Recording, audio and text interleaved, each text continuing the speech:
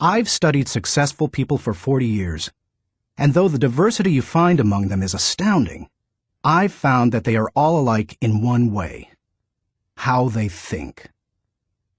That is the one thing that separates successful people from unsuccessful ones. And here's the good news. How successful people think can be learned. If you change your thinking, you can change your life. Why you should change your thinking. It's hard to overstate the value of changing your thinking. Good thinking can do many things for you: generate revenue, solve problems, and create opportunities. It can take you to a whole new level, personally and professionally. It really can change your life. Consider some things you need to know about changing your thinking. 1. Changed thinking is not automatic. Sadly, a change in thinking doesn't happen on its own. Good ideas rarely go out and find someone. If you want to find a good idea, you must search for it. If you want to become a better thinker, you need to work at it. And once you begin to become a better thinker, the good ideas keep coming. In fact, the amount of good thinking you can do at any time depends primarily on the amount of good thinking you are already doing. 2. Changed thinking is difficult. When you hear someone say, "Now this is just off the top of my head," expect dandruff. The only people who believe thinking is easy are those who don't habitually engage in it. Nobel Prize-winning physicist Albert Einstein, one of the best thinkers who ever lived, asserted, "Thinking is hard work. That's why so few do it." Because thinking is so difficult, you want to use anything you can to help you improve the process. 3. Changed thinking is worth the investment. Author Napoleon Hill observed, "More gold has been mined from the thoughts of man than has ever been taken from the earth." When you take the time to learn how to change your thinking and become a better thinker, you are investing in yourself. Gold mines tap out. Stock markets crash. Real estate investments can go sour, but a human mind with the ability to think well is like a diamond mine that never runs out. It's priceless. How to become a better thinker. Do you want to master the process of good thinking? Do you want to be a better thinker tomorrow than you are today? Then you need to engage in an ongoing process that improves your thinking. I recommend you do the following. 1. Expose yourself to good input. Good thinkers always prime the pump of ideas. They always look for things to get the thinking process started, because what you put in always impacts what comes out. Read books, review trade magazines, listen to tapes, and spend time with good thinkers. And when something intrigues you, whether it's someone else's idea or the seed of an idea that you've come up with yourself, keep it in front of you. Put it in writing and keep it somewhere in your favorite thinking place to stimulate your thinking. 2. Expose yourself to good thinkers. Spend time with the right people. As I worked on this section and bounced my ideas off of some key people so that my thoughts would be stretched, I realized something about myself. All of the people in my life whom I consider to be close friends or colleagues are thinkers. Now, I love all people. I try to be kind to everyone I meet, and I desire to add value to as many people as I can through conferences, books, audio lessons, etc. But the people I seek out and choose to spend time with all challenge me with their thinking and their actions.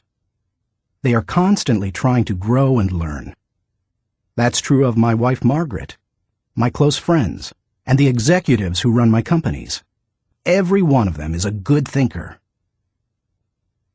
The writer of Proverbs observed that sharp people sharpen one another, just as iron sharpens iron. If you want to be a sharp thinker, be around sharp people.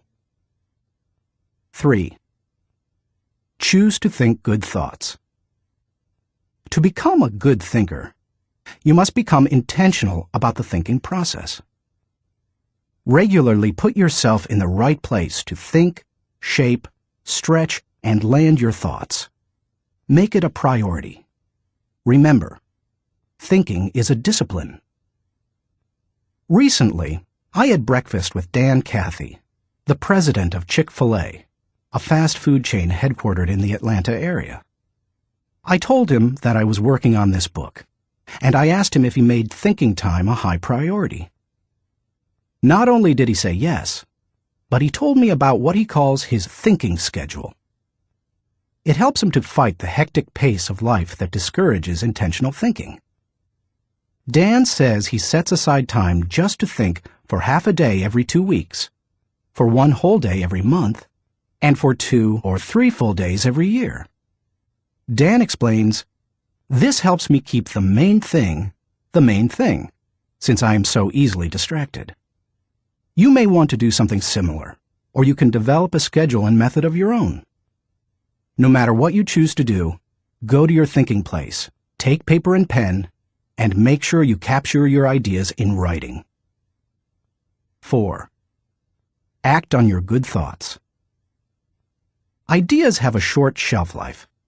You must act on them before the expiration date. World War I flying ace Eddie Rickenbacker said it all when he remarked, "I can give you a 6-word formula for success. Think things through, then follow through." 5. Allow your emotions to create another good thought. To start the thinking process, you cannot rely on your feelings. In Failing Forward, I wrote that you can act your way into feeling long before you can feel your way into action. If you wait until you feel like doing something, you will likely never accomplish it. The same is true for thinking. You cannot wait until you feel like thinking to do it. However, I found that once you engage in the process of good thinking, you can use your emotions to feed the process and create mental momentum. Try it for yourself. After you go through the disciplined process of thinking and enjoy some success, allow yourself to savor the moment and try riding the mental energy of that success. If you're like me, it's likely to spur additional thoughts and productive ideas. 6. Repeat the process. One good thought does not make a good life. The people who have one good thought and try to ride it for an entire career often end up unhappy or destitute.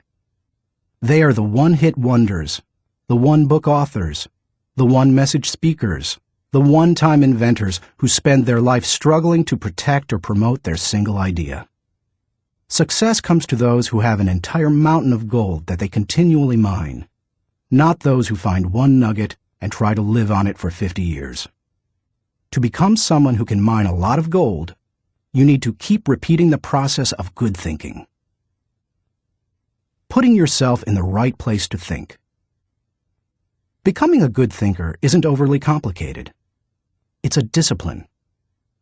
If you do the 6 things I have outlined, you will set yourself up for a lifestyle of better thinking. But what do you do to come up with specific ideas on a day-to-day basis? I want to teach you the process that I've used to discover and develop good thoughts. It's certainly not the only one that works, but it has worked well for me. 1.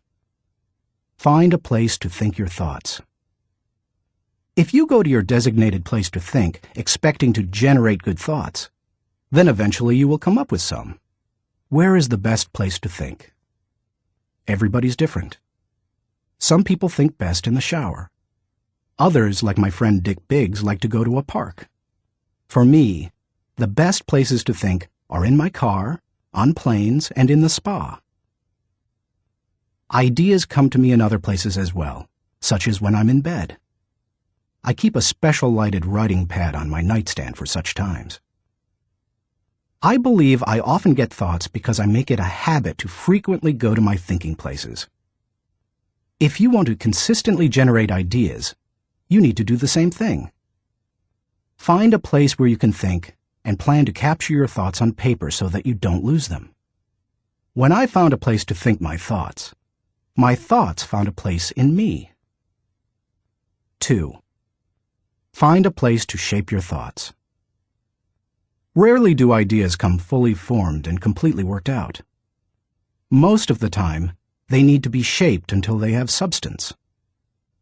As my friend Dan Ryland says, they have to stand the test of clarity and questioning. During the shaping time, you want to hold an idea up to strong scrutiny. Many times a thought that seemed outstanding late at night looks pretty silly in the light of day. Ask questions about your ideas. Fine-tune them. One of the best ways to do that is to put your thoughts in writing. Professor, college president, and U.S. Senator S.I. Hayakawa wrote, "Learning to write is learning to think. You don't know anything clearly unless you can state it in writing." As you shape your thoughts, you find out whether an idea has potential. You learn what you have. You also learn some things about yourself. The shaping time thrills me because it embodies humor. The thoughts that don't work often provide comic relief. Humility. The moments when I connect with God awe me. Excitement. I love to play out an idea mentally. I call it futuring it. Creativity. In these moments, I am unhampered by reality. Fulfillment. God made me for this process. It uses my greatest gifts and gives me joy. Honesty. As I turn over an idea in my mind, I discover my true motives. Passion. When you shape a thought, you find out what you believe and what really counts. Change. Most of the changes I have made in my life resulted from thorough thinking on a subject. You can shape your thoughts almost anywhere. Just find a place that works for you, where you will be able to write things down, focus your attention without interruptions, and ask questions about your ideas. 3. Find a place to stretch your thoughts. If you come upon great thoughts and spend time mentally shaping them, don't think you're done and can stop there. If you do, you will miss some of the most valuable aspects of the thinking process. You miss bringing others in and expanding ideas to their greatest potential. Earlier in my life, I have to admit, I was often guilty of this error. I wanted to take an idea from seed thought to solution before sharing it with anyone, even the people it would most impact. I did this both at work and at home. But over the years, I have learned that you can go much farther with a team than you can go alone. I've found a kind of formula that can help you stretch your thoughts. It says, the right thought plus the right people in the right environment at the right time for the right reason equals the right result. This combination is hard to beat. Like every person, every thought has the potential to become something great. When you find a place to stretch your thoughts, you find that potential. 4. Find a place to land your thoughts. Author C.D. Jackson observes that great ideas need landing gear as well as wings. Any idea that remains only an idea doesn't make a great impact. The real power of an idea comes when it goes from abstraction to application. Think about Einstein's theory of relativity. When he published his theories in 1905 and 1916, they were merely profound ideas. Their real power came with the development of the nuclear reactor in 1942 and the nuclear bomb in 1945. When scientists developed and implemented Einstein's ideas, the whole world changed. Likewise, if you want your thoughts to make an impact, you need to land them with others so that they can someday be implemented. As you plan for the application phase of the thinking process, land your ideas first with yourself. Landing an idea with yourself will give you integrity. People will buy into an idea only after they buy into the leader who communicates it. Before teaching any lesson, I ask myself 3 questions. Do I believe it? Do I live it? Do I believe others should live it? If I can't answer yes to all 3 questions, then I haven't landed it. Key players. Let's face it, no idea will fly if the influencers don't embrace it. After all, they are the people who carry thoughts from idea to implementation. Those most affected. Landing thoughts with the people on the firing line will give you great insight. Those closest to changes that occur as a result of a new idea can give you a reality read. And that's important, because sometimes even when you've diligently completed the process of creating a thought, shaping it, and stretching it with other good thinkers, you can still miss the mark. 5. Find a place to fly your thoughts. French philosopher Henri-Louis Bergson, who won the Nobel Prize in Literature in 1927, asserted that a person should think like a man of action, act like a man of thought. What good is thinking if it has no application in real life? Thinking divorced from actions cannot be productive. Learning how to master the process of thinking well leads you to productive thinking. If you can develop the discipline of good thinking and turn it into a lifetime habit, then you will be successful and productive all of your life. Once you've created, shaped, stretched, and landed your thoughts, then flying them can be fun and easy.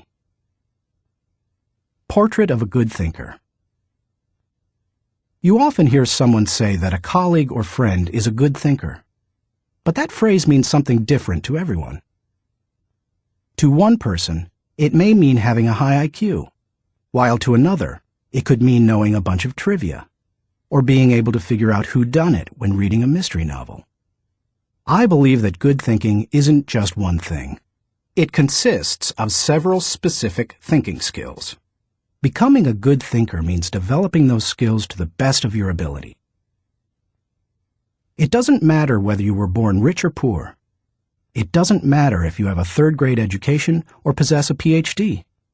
It doesn't matter if you suffer from multiple disabilities or you're the picture of health. No matter what your circumstances, you can learn to be a good thinker. All you must do is be willing to engage in the process every day. In Built to Last, Jim Collins and Jerry Porras describe what it means to be a visionary company, the kind of company that epitomizes the pinnacle of American business. They describe those companies this way. A visionary company is like a great work of art. Think of Michelangelo's scenes from Genesis on the ceiling of the Sistine Chapel, or his statue of David. Think of a great and enduring novel like Huckleberry Finn or Crime and Punishment. Think of Beethoven's Ninth Symphony or Shakespeare's Henry V. Think of a beautifully designed building like the masterpieces of Frank Lloyd Wright or Ludwig Mies van der Rohe. You can't point to any one single item that makes the whole thing work. It's the entire work, all the pieces working together to create an overall effect that leads to enduring greatness. Good thinking is similar. You need all the thinking pieces to become the kind of person who can achieve great things. Those pieces include the following 11 skills. Seeing the wisdom of big picture thinking. Unleashing the potential of focused thinking. Discovering the joy of creative thinking. Recognizing the importance of realistic thinking. Releasing the power of strategic thinking. Feeling the energy of possibility thinking. Embracing the lessons of reflective thinking. Questioning the acceptance of popular thinking. Encouraging the participation of shared thinking. Experiencing the satisfaction of unselfish thinking. Enjoying the return of bottom-line thinking. As you read the chapters dedicated to each kind of thinking, you will discover that they do not try to tell you what to think. They attempt to teach you how to think. As you become acquainted with each skill, you will find that some you do well, others you don't. Learn to develop each of those kinds of thinking, and you will become a better thinker. Master all that you can, including the process of shared thinking, which helps you compensate for your weak areas, and your life will change. How successful people think. Chapter 1. Cultivate big picture thinking. Where success is concerned, people are not measured in inches or pounds or college degrees or family background. They are measured by the size of their thinking. David Schwartz. Big picture thinking can benefit any person in any profession. When somebody like Jack Welch tells a GE employee that the ongoing relationship with a customer is more important than the sale of an individual product, he's reminding them of the big picture. When two parents are fed up with potty training, poor grades, or fender benders, and one reminds the other that the current difficult time is only a temporary season, then they benefit from thinking big picture. Real estate developer Donald Trump quipped, "You have to think anyway, so why not think big?" Big picture thinking brings wholeness and maturity to a person's thinking. It brings perspective. It's like making the frame of a picture bigger, in the process expanding not only what you can see, but what you are able to do. Spend time with big picture thinkers, and you will find that they learn continually. Big picture thinkers are never satisfied with what they already know. They are always visiting new places, reading new books, meeting new people, learning new skills. And because of that practice, they often are able to connect the unconnected. They are lifelong learners. To help me maintain a learner's attitude, I spend a few moments every morning thinking about my learning opportunities for the day. As I review my calendar and to-do list, knowing whom I will meet that day, what I will read, which meetings I will attend, I note where I am most likely to learn something. Then I mentally cue myself to look attentively for something that will improve me in that situation. If you desire to keep learning, I want to encourage you to examine your day and look for opportunities to learn. Listen intentionally. An excellent way to broaden your experience is to listen to someone who has expertise in an area where you don't. I search for such opportunities. One year I spoke to about 900 coaches and scouts at the Senior Bowl, where graduating football players participate in their last college game. I had the opportunity, along with my son-in-law Steve Miller, to have dinner with NFL head coaches Dave Wanstead and Butch Davis. It's not often that you get such an opportunity, so I asked them questions about teamwork and spent a lot of time listening to them. At the end of the evening, as Steve and I were walking to our car, he said to me, "John, I bet you asked those coaches 100 questions tonight." "If I'm going to learn and grow," I replied, "I must know what questions to ask and know how to apply the answers to my life." Listening has taught me a lot more than talking. When you meet with people, it's good to have an agenda so that you can learn. It's a great way to partner with people who can do things you can't. Big picture thinkers recognize that they don't know lots of things. They frequently ask penetrating questions to enlarge their understanding and thinking. If you want to become a better big picture thinker, then become a good listener. Look expansively. Writer Henry David Thoreau wrote, "Many an object is not seen, though it falls within the range of our visual ray, because it does not come within the range of our intellectual ray." Human beings habitually see their own world first. For example, when people arrive at a leadership conference put on by my company, Enjoy, they want to know where they're going to park, whether they will be able to get a good and comfortable seat, whether the speaker will be on, and if the breaks will be spaced right. When I arrive to speak at the same conference, I want to know that the lighting is good, the sound equipment is operating effectively, whether the speaker's platform will be close enough to the people, etc. Who you are determines what you see and how you think. Big picture thinkers realize there is a world out there besides their own, and they make an effort to get outside of themselves and see other people's worlds through their eyes. It's hard to see the picture while inside the frame. To see how others see, you must first find out how they think. Becoming a good listener certainly helps with that.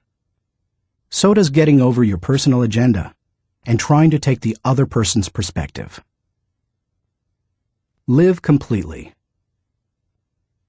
French essayist Michel de Montaigne wrote, "The value of life lies not in the length of days, but in the use we make of them. A man may live long, yet live very little. The truth is that you can spend your life any way you want, but you can spend it only once." Becoming a big picture thinker can help you to live with wholeness, to live a very fulfilling life. People who see the big picture expand their experience because they expand their world.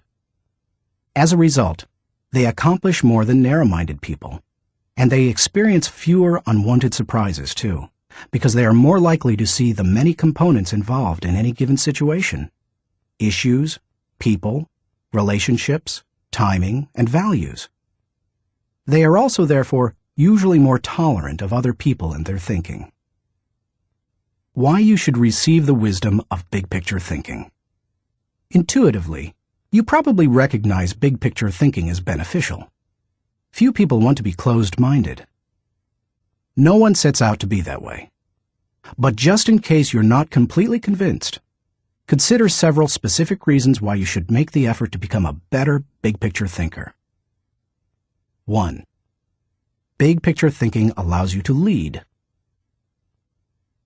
You can find many big picture thinkers who aren't leaders, but you will find few leaders who are not big picture thinkers. Leaders must be able to do many important things for their people. See the vision before their people do. They also see more of it. This allows them to size up situations, taking into account many variables. Leaders who see the big picture discern possibilities as well as problems to form a foundation to build the vision. Once leaders have done that, they can sketch a picture of where the team is going, including any potential challenges or obstacles. The goal of leaders shouldn't be merely to make their people feel good, but to help them be good and accomplish the dream. The vision, shown accurately, will allow leaders to show how the future connects with the past to make the journey more meaningful. When leaders recognize this need for connection and bridge it, then they can seize the moment when the timing is right. In leadership, when to move is as important as what you do. As Winston Churchill said, "There comes a special moment in everyone's life, a moment for which that person was born. When he seizes it, it is his finest hour." Whether building roads, planning a trip, or moving in leadership, big picture thinking allows you to enjoy more success. People who are constantly looking at the whole picture have the best chance of succeeding in any endeavor. 2. Big picture thinking keeps you on target. Thomas Fuller, chaplain to Charles II of England, observed, "He that is everywhere is nowhere." To get things done, you need focus. However, to get the right things done, you also need to consider the big picture. Only by putting your daily activities in the context of the big picture will you be able to stay on target. As Alvin Toffler says, you've got to think about big things while you're doing small things, so that all the small things go in the right direction. 3. Big picture thinking allows you to see what others see. One of the most important skills you can develop in human relations is the ability to see things from the other person's point of view. It's one of the keys to working with clients, satisfying customers, maintaining a marriage, rearing children, helping those who are less fortunate, etc. All human interactions are enhanced by the ability to put yourself in another person's shoes. How? Look beyond yourself, your own interests, and your own world. When you work to consider an issue from every possible angle, examine it in the light of another's history, discover the interests and concerns of others, and try to set aside your own agenda, you begin to see what others see. And that is a powerful thing. 4. Big picture thinking promotes teamwork. If you participate in any kind of team activity, then you know how important it is that team members see the whole picture, not just their own part. Anytime a person doesn't know how his work fits with that of his teammates, then the whole team is in trouble. The better the grasp team members have of the big picture, the greater their potential to work together as a team. 5. Big picture thinking keeps you from being caught up in the mundane. Let's face it, some aspects of everyday life are absolutely necessary but thoroughly uninteresting. Big picture thinkers don't let the grind get to them because they don't lose sight of the all-important overview. They know that the person who forgets the ultimate is a slave to the immediate. 6. Big picture thinking helps you to chart uncharted territory. Have you ever heard the expression, "We'll cross that bridge when we come to it"? That phrase undoubtedly was coined by someone who had trouble seeing the big picture. The world was built by people who crossed bridges in their minds long before anyone else did. The only way to break new ground or move into uncharted territory is to look beyond the immediate and see the big picture. How to acquire the wisdom of big picture thinking. If you desire to seize new opportunities and open new horizons, then you need to add big picture thinking to your abilities. To become a good thinker, better able to see the big picture, keep in mind the following suggestions. 1. Don't strive for certainty. Big picture thinkers are comfortable with ambiguity. They don't try to force every observation or piece of data into pre-formulated mental cubbyholes. They think broadly and can juggle many seemingly contradictory thoughts in their minds. If you want to cultivate the ability to think big picture, then you must get used to embracing and dealing with complex and diverse ideas. 2. Learn from every experience. Big picture thinkers broaden their outlook by striving to learn from every experience. They don't rest on their successes, they learn from them. More importantly, they learn from their failures. They can do that because they remain teachable. Varied experiences, both positive and negative, help you see the big picture. The greater the variety of experience and success, the more potential to learn you have. If you desire to be a big picture thinker, then get out there and try a lot of things. Take a lot of chances, and take time to learn after every victory or defeat. 3. Gain insight from a variety of people.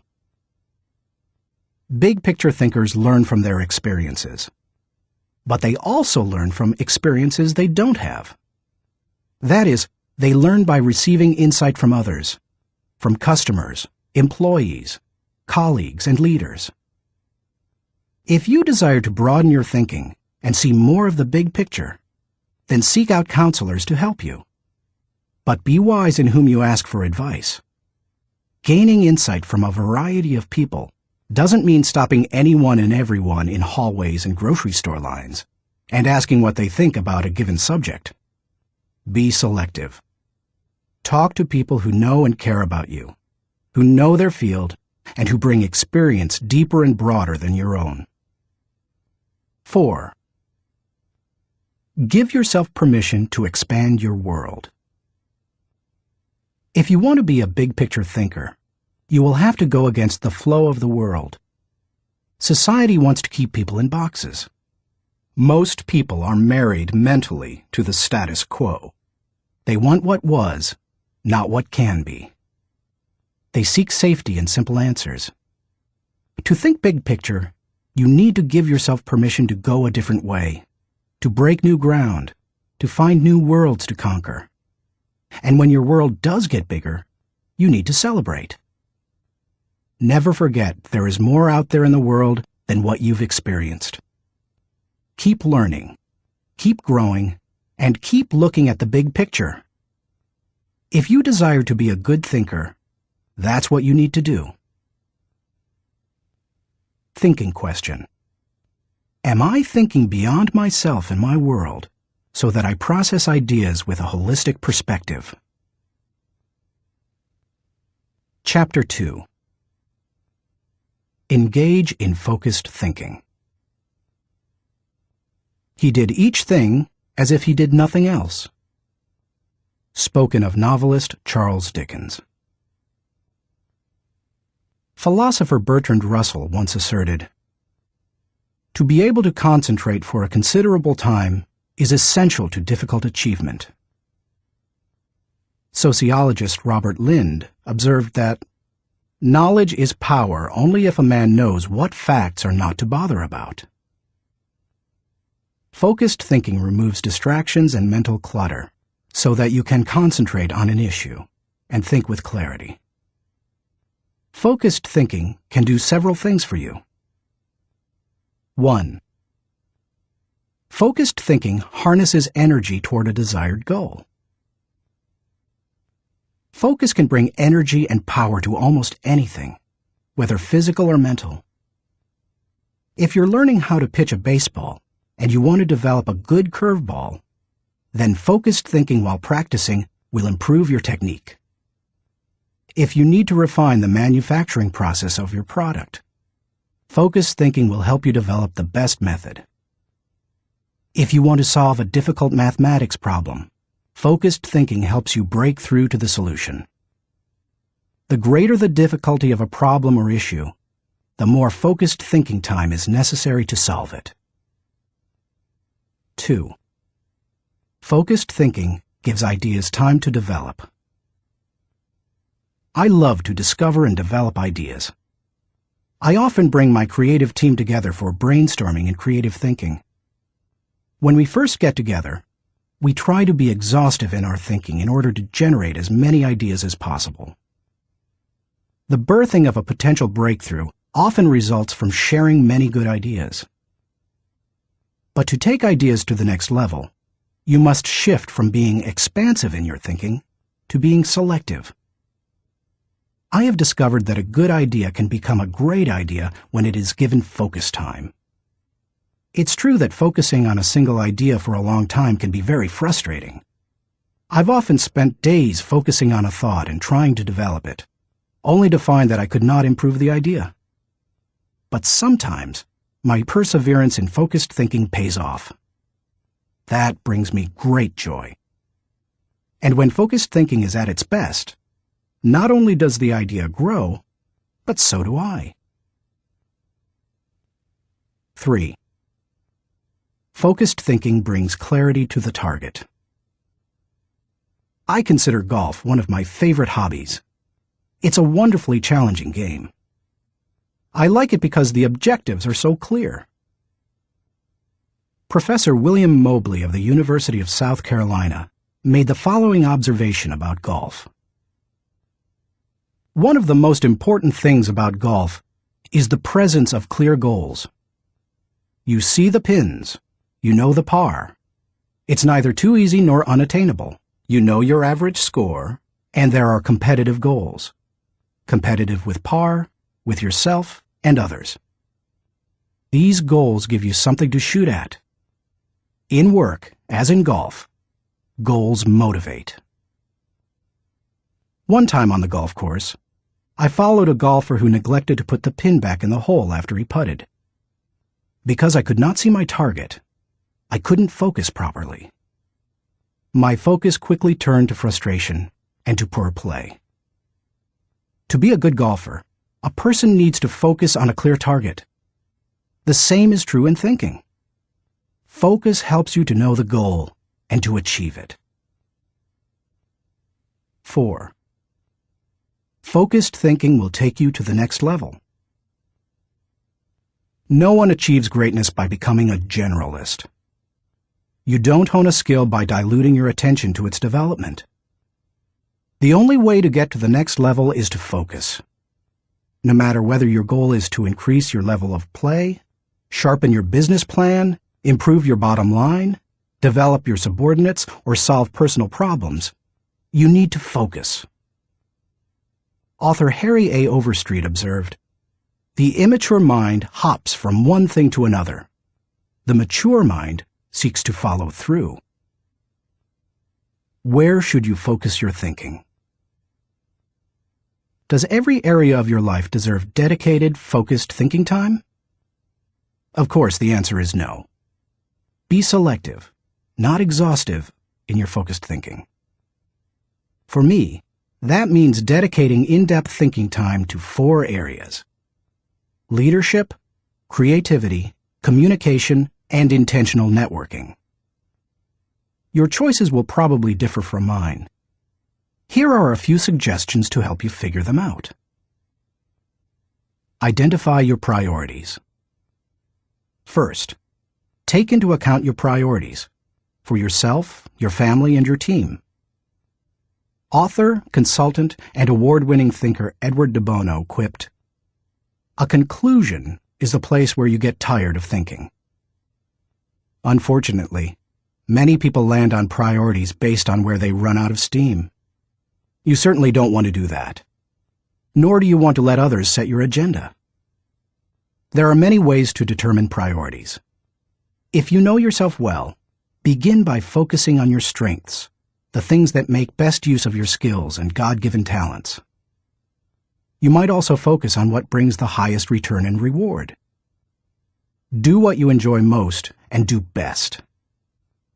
You could use the 80-20 rule. Give 80% of your effort to the top 20%, most important, activities. Another way is to focus on exceptional opportunities that promise a huge return. It comes down to this. Give your attention to the areas that bear fruit. Discover your gifts. Not all people are self-aware and have a good handle on their own skills, gifts, and talents. They are a little like the comic strip character Charlie Brown. One day after striking out in a baseball game, he says, "Rats! I'll never be a big league player. I just don't have it. All my life I've dreamed of playing in the big leagues, but I'll never make it." To which Lucy replies, "Charlie Brown, you're thinking too far ahead. What you need to do is set more immediate goals for yourself." For a moment, Charlie Brown sees a ray of hope. "Immediate goals?" he says. "Yes," answers Lucy. "Start with the next inning. When you go out to pitch, see if you can walk out to the mound without falling down."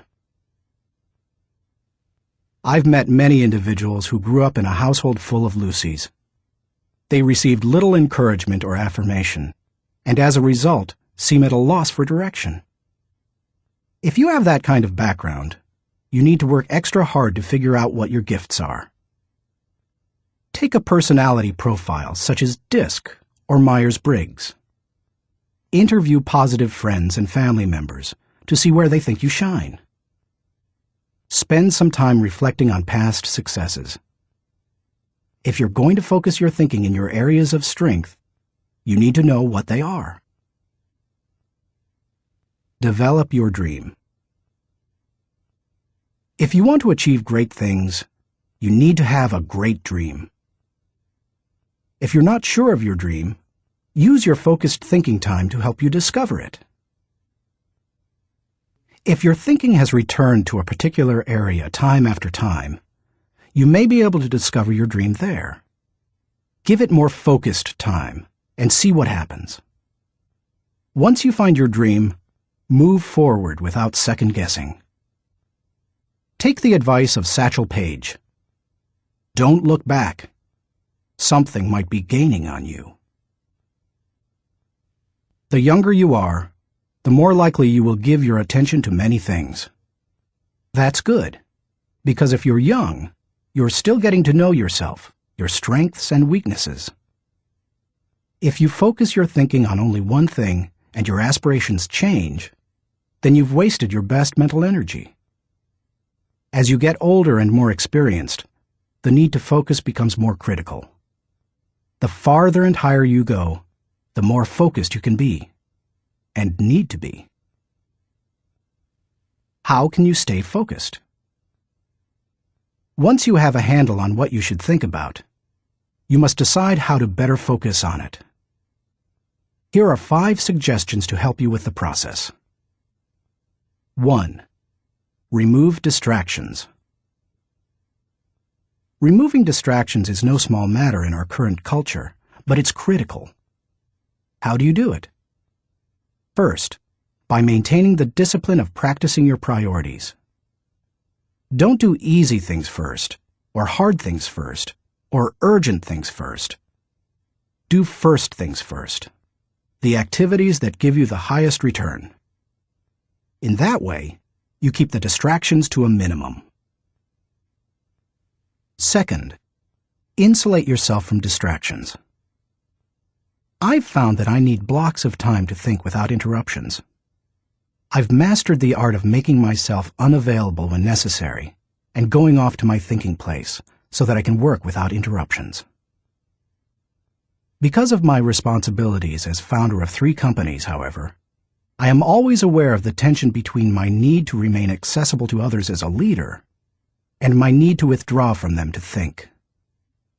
The best way to resolve the tension is to understand the value of both activities. Walking slowly through the crowd allows me to connect with people and know their needs. Withdrawing from the crowd allows me to think of ways to add value to them. My advice to you is to place value on and give attention to both. If you naturally withdraw, then make sure to get out among people more often. If you're always on the go and rarely withdraw for thinking time, then remove yourself periodically so that you can unleash the potential of focused thinking. And wherever you are, be there. 2. Make time for focused thinking. Once you have a place to think, you need the time to think. Because of the fast pace of our culture, people tend to multitask, but that's not always a good idea. Switching from task to task can cost you up to 40% efficiency. According to researchers, if you're trying to accomplish many things at the same time, you'll get more done by focusing on one task at a time, not by switching constantly from one task to another. Years ago, I realized that my best thinking time occurs in the morning. Whenever possible, I reserve my mornings for thinking and writing. One way to gain time for focused thinking is to impose upon yourself a rule that one company implemented. Don't allow yourself to look at email until after 10 a.m. Instead, focus your energies on your number 1 priority. Put non-productive time wasters on hold so that you can create thinking time for yourself. 3. Keep items of focus before you. Ralph Waldo Emerson, the great transcendental thinker, believed, "Concentration is the secret of strength in politics, in war, in trade, in short, in all management of human affairs." To help me concentrate on the things that matter, I work to keep important items before me. One way is to ask my assistant, Linda Eggers, to keep bringing it up, asking me about it, giving me additional information in reference to it. I'll also keep a file or page on my desk so that I see it every day as I work. That strategy has successfully helped me for 30 years to stimulate and sharpen ideas. If you've never done it, I recommend that you try it. I'll tell you more about it in the section on reflective thinking. 4. Set goals. I believe goals are important. The mind will not focus until it has clear objectives. But the purpose of goals is to focus your attention and give you direction. not to identify a final destination. As you think about your goals, note that they should be clear enough to be kept in focus, close enough to be achieved, helpful enough to change lives. Those guidelines will get you going. And be sure to write down your goals. If they're not written, I can almost guarantee that they're not focused enough. And if you really want to make sure they're focused, take the advice of David Belasco, who says, "If you can't write your idea on the back of my business card, you don't have a clear idea." Even if you look back years from now and think your goals were too small, they will have served their purpose if they provide you with direction. 5. Question your progress. Take a good look at yourself from time to time to see whether you are actually making progress. That is the most accurate measure of whether you are making the best use of focused thinking. Ask yourself, am I seeing a return for my investment of focused thinking time? Is what I am doing getting me closer to my goals? Am I headed in a direction that helps me to fulfill my commitments, maintain my priorities, and realize my dreams? What are you giving up to go up? No one can go to the highest level and remain a generalist. My dad used to say, "Find the one thing you do well and don't do anything else." I've found that to do well at a few things, I've had to give up many things. As I worked on this chapter, I spent some time reflecting on the kinds of things I've given up. Here are the main ones. I can't know everyone. I love people, and I'm outgoing. Put me into a room full of people and I feel energized. So it goes against my grain to restrict myself from spending time with lots of people. To compensate for that, I've done a couple of things. First, I've chosen a strong inner circle of people. They not only provide tremendous professional help, but they also make life's journey much more pleasant. Second, I ask certain friends to catch me up on what's happening in the lives of other friends. I usually do that when I'm traveling and can't block out the time I would need for focused thinking. I can't do everything. There are only a few exceptional opportunities in any person's lifetime. That's why I strive for excellence in a few things, rather than a good performance in many. That's cost me.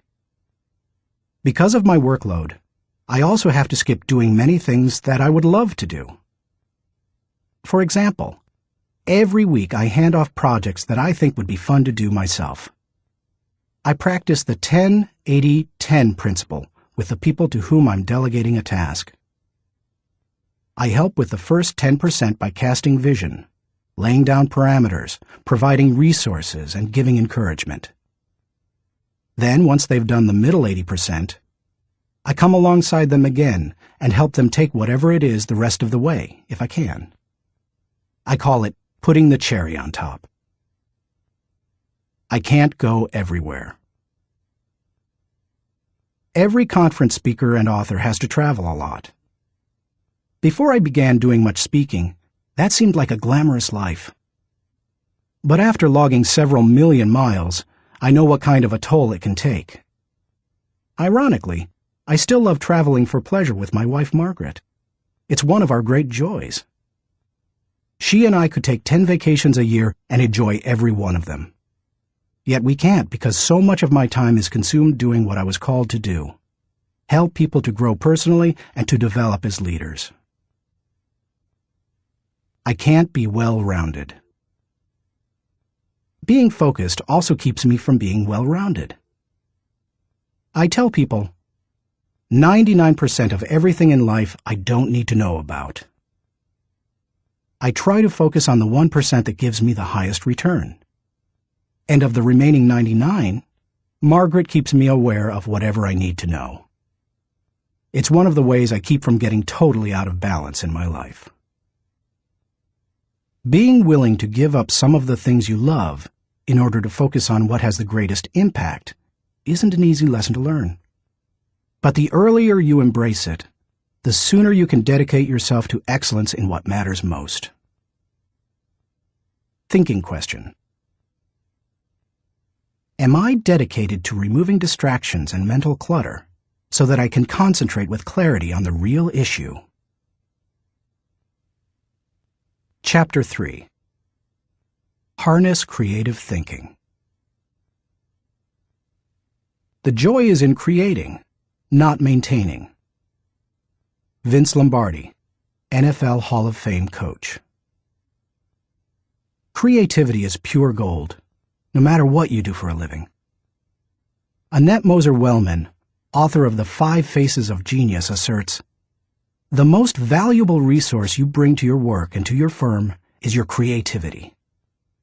More than what you get done, more than the role you play, more than your title, more than your output, it's your ideas that matter."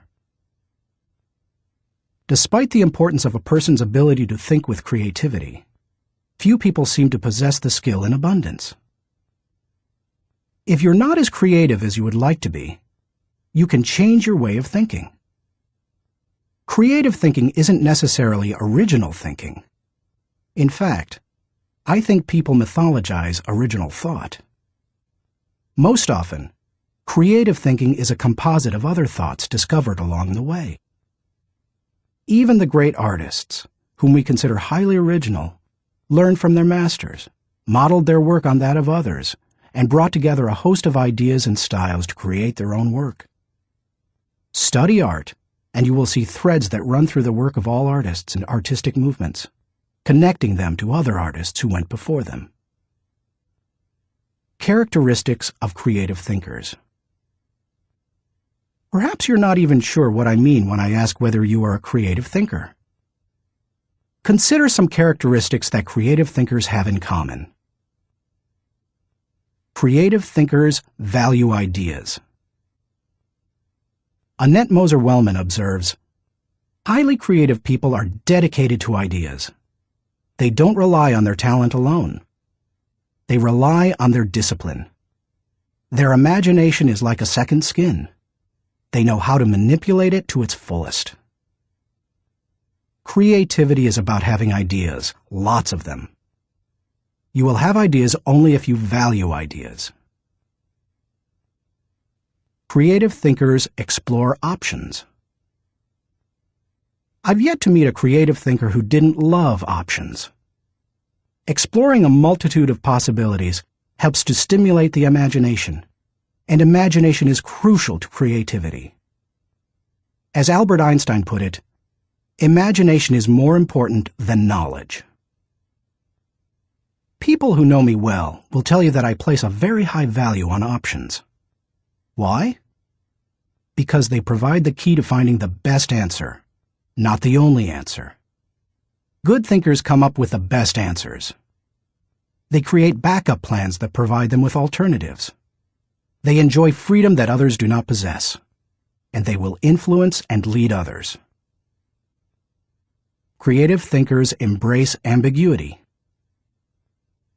Writer H.L. Mencken said, "It is the dull man who is always sure, and the sure man who is always dull."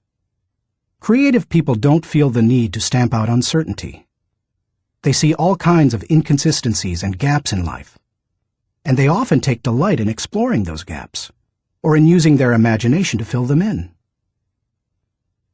Creative thinkers celebrate the offbeat.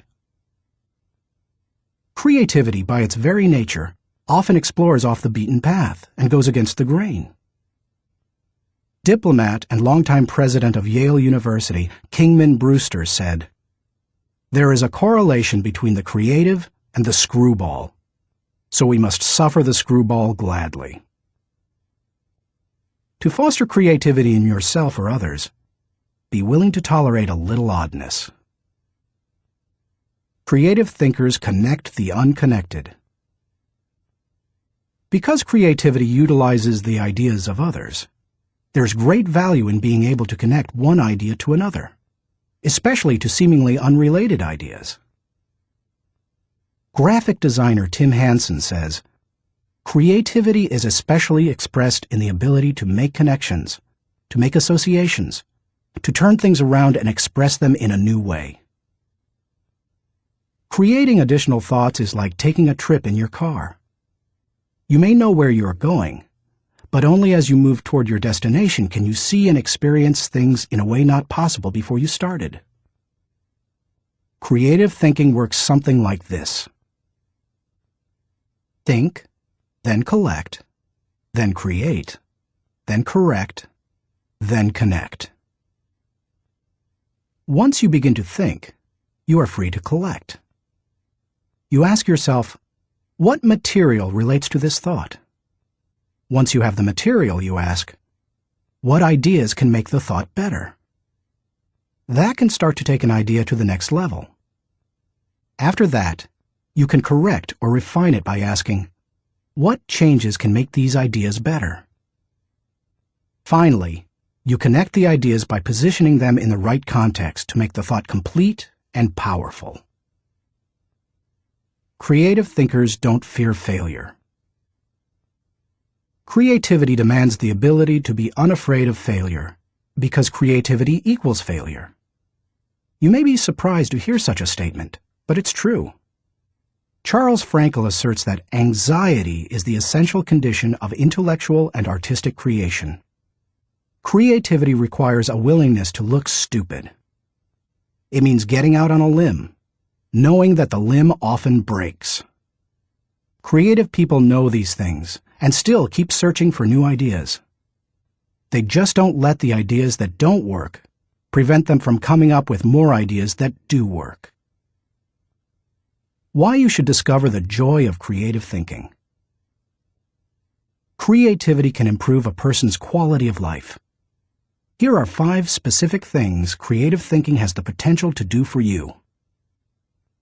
1. Creative thinking adds value to everything. Wouldn't you enjoy a limitless reservoir of ideas that you could draw upon at any time?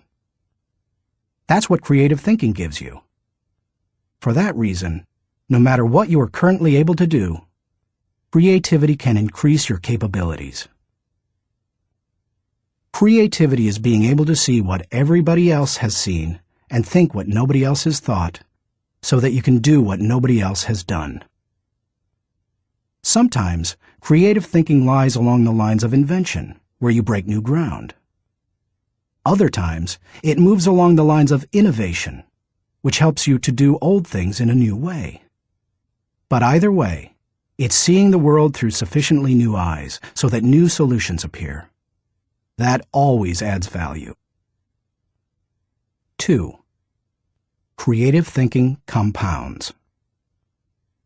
Over the years, I've found that creative thinking is hard work, but creative thinking compounds, given enough time and focus. Perhaps more than any other kind of thinking, creative thinking builds on itself and increases the creativity of the thinker.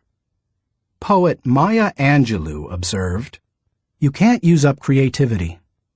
The more you use, the more you have."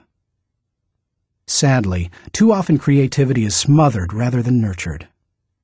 There has to be a climate in which new ways of thinking, perceiving, questioning are encouraged. If you cultivate creative thinking in an environment that nurtures creativity, there's no telling what kind of ideas you can come up with. I'll talk more on that later. 3. Creative thinking draws people to you and your ideas. Creativity is intelligence having fun. People admire intelligence, and they are always attracted to fun, so the combination is fantastic. If anyone could be said to have fun with his intelligence, it was Leonardo da Vinci. The diversity of his ideas and expertise staggers the mind. He was a painter, architect, sculptor, anatomist, musician, inventor, and engineer. The term Renaissance man was coined because of him. Just as people were drawn to Da Vinci and his ideas during the Renaissance, they are drawn to creative people today. If you cultivate creativity, you will become more attractive to other people, and they will be drawn to you. 4. Creative thinking helps you learn more. Author and creativity expert Ernie Zielinski says, "Creativity is the joy of not knowing it all. The joy of not knowing it all refers to the realization that we seldom, if ever, have all the answers. We always have the ability to generate more solutions to just about any problem. Being creative is being able to see or imagine a great deal of opportunity to life's problems. Creativity is having options." It almost seems too obvious to say, but if you are always actively seeking new ideas, you will learn. Creativity is teachability. It's seeing more solutions than problems. And the greater the quantity of thoughts, the greater the chance for learning something new. 5. Creative thinking challenges the status quo. If you desire to improve your world, or even your own situation, then creativity will help you. The status quo and creativity are incompatible. Creativity and innovation always walk hand in hand. How to discover the joy of creative thinking. At this point, you may be saying, "Okay, I'm convinced that creative thinking is important. But how do I find the creativity within me? How do I discover the joy of creative thought?" Here are 5 ways to do it. 1. Remove creativity killers. Economics professor and humor author Stephen Leacock said, "Personally, I would sooner have written Alice in Wonderland than the whole Encyclopedia Britannica." He valued the warmth of creativity over cold facts. If you do too, then you need to eliminate attitudes that devalue creative thinking. Take a look at the following phrases. They are almost guaranteed to kill creative thinking anytime you hear or think them. "I'm not a creative person." "Follow the rules." "Don't ask questions." "Don't be different." "Stay within the lines." "There is only one way." "Don't be foolish." "Be practical." "Be serious." "Think of your image." "That's not logical." "It's not practical." "It's never been done." "It can't be done." "It didn't work for them." "We tried that before." "It's too much work." "We can't afford to make a mistake." "It will be too hard to administer." "We don't have the time." "We don't have the money." "Yes, but..." Play is frivolous. Failure is final. If you think you have a great idea, don't let anyone talk you out of it, even if it sounds foolish. Don't let yourself or anyone else subject you to creativity killers.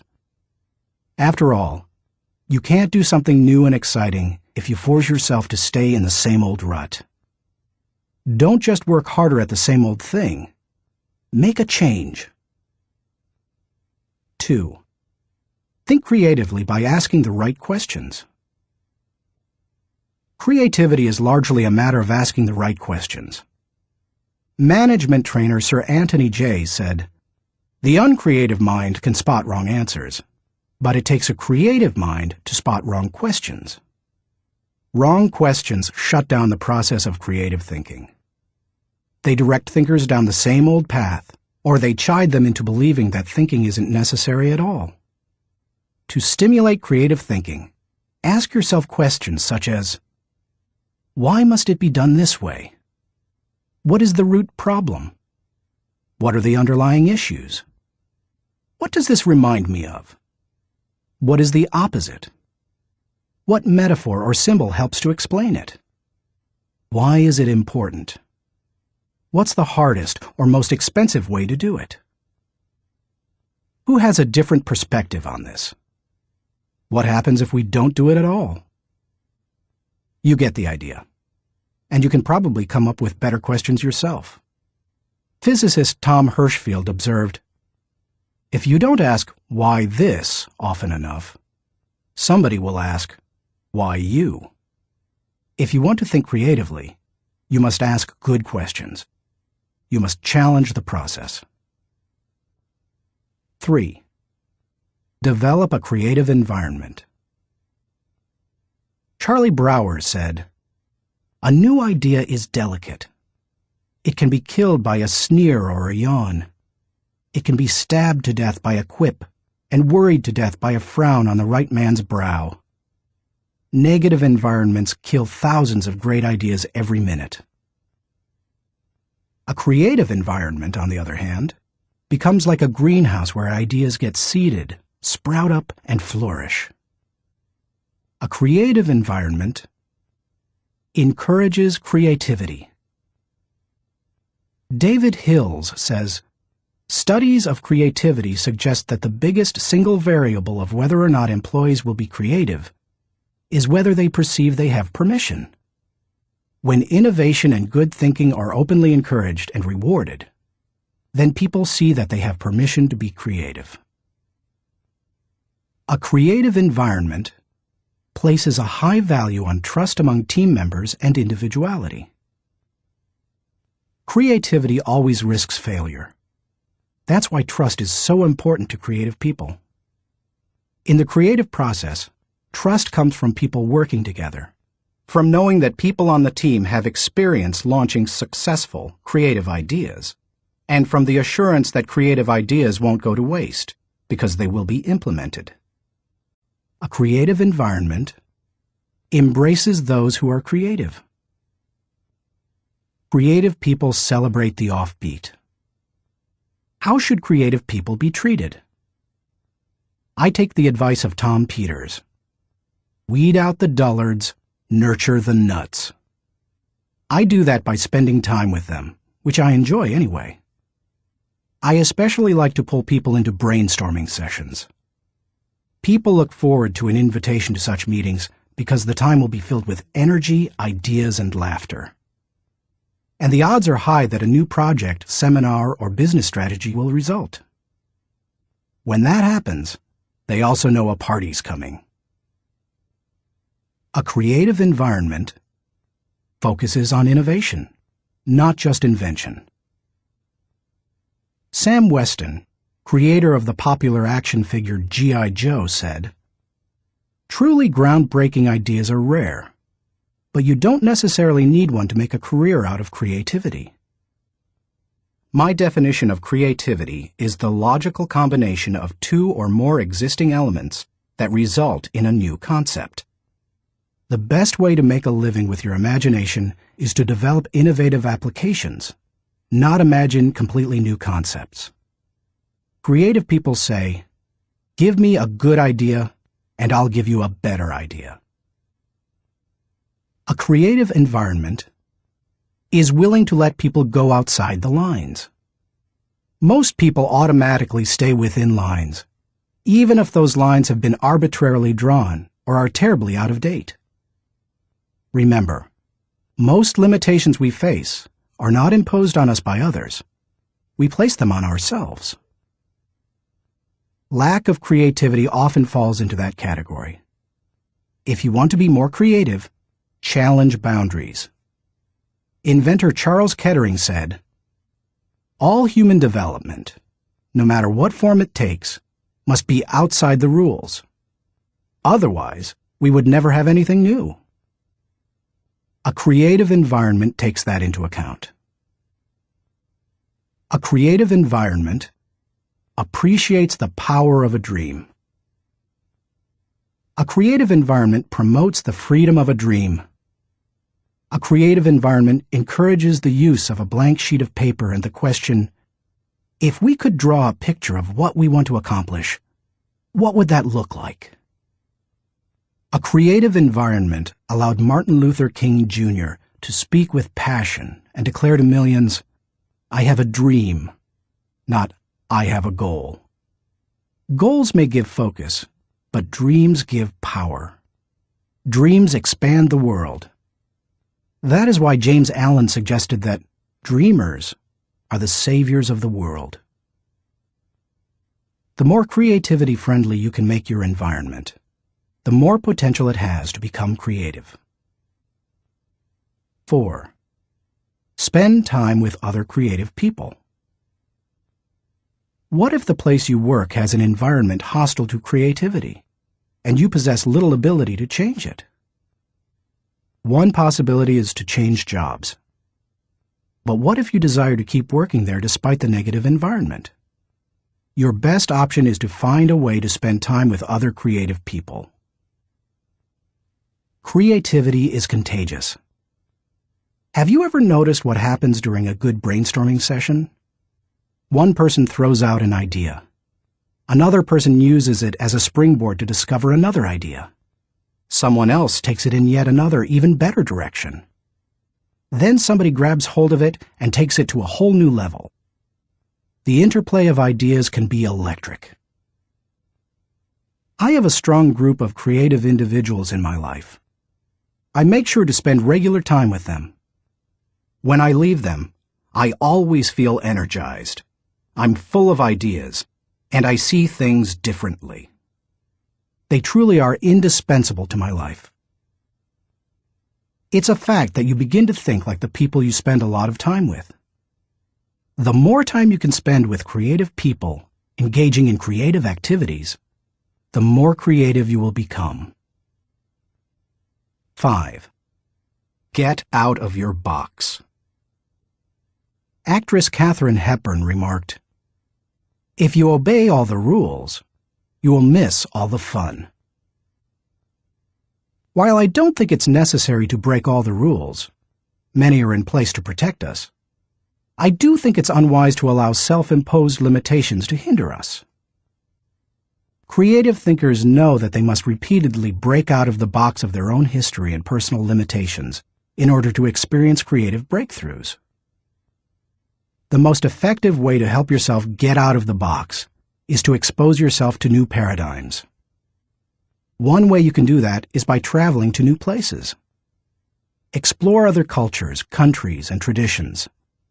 Find out how people very different from you live and think. Another is to read on new subjects. I'm naturally curious and love to learn, but I still have a tendency to read books only on my favorite subjects, such as leadership. I sometimes have to force myself to read books that broaden my thinking, because I know it's worth it. If you want to break out of your own box, get into somebody else's. Read broadly. Many people mistakenly believe that if individuals aren't born with creativity, they will never be creative. But you can see from the many strategies and examples I've given that creativity can be cultivated in the right supportive environment. Thinking question. Am I working to break out of my box of limitations so that I explore ideas and options to experience creative breakthroughs? Chapter 4. Employ realistic thinking. The first responsibility of a leader is to define reality. Max Dupree, Chairman of the Board of Herman Miller Incorporated. As anyone knows who's been out of school for a few years, there's usually a huge gap between a college education and the reality of the working world. Honestly, early in my career, I went out of my way to avoid too much realistic thinking because I thought it would interfere with my creative thinking. But as I've grown, I've come to realize that realistic thinking adds to my life. Reality check. Reality is the difference between what we wish and what is. It took some time for me to evolve into a realistic thinker. The process went in phases. First, I did not engage in realistic thinking at all. After a while, I realized that it was necessary, so I began to engage in it occasionally. But I didn't like it, because I thought it was too negative. And any time I could delegate it, I did. Eventually, I found that I had to engage in realistic thinking if I was going to solve problems and learn from my mistakes. And in time, I became willing to think realistically before I got in trouble and make it a continual part of my life. Today, I encourage my key leaders to think realistically. We make realistic thinking the foundation of our business because we derive certainty and security from it. Why you should recognize the importance of realistic thinking. If you're a naturally optimistic person, as I am, you may not possess great desire to become a more realistic thinker. But cultivating the ability to be realistic in your thinking will not undermine your faith in people, nor will it lessen your ability to see and seize opportunities. Instead, it will add value to you in other ways. 1. Realistic thinking minimizes downside risk. Actions always have consequences. Realistic thinking helps you to determine what those consequences could be. And that's crucial, because only by recognizing and considering consequences can you plan for them. If you plan for the worst-case scenario, you can minimize the downside risk.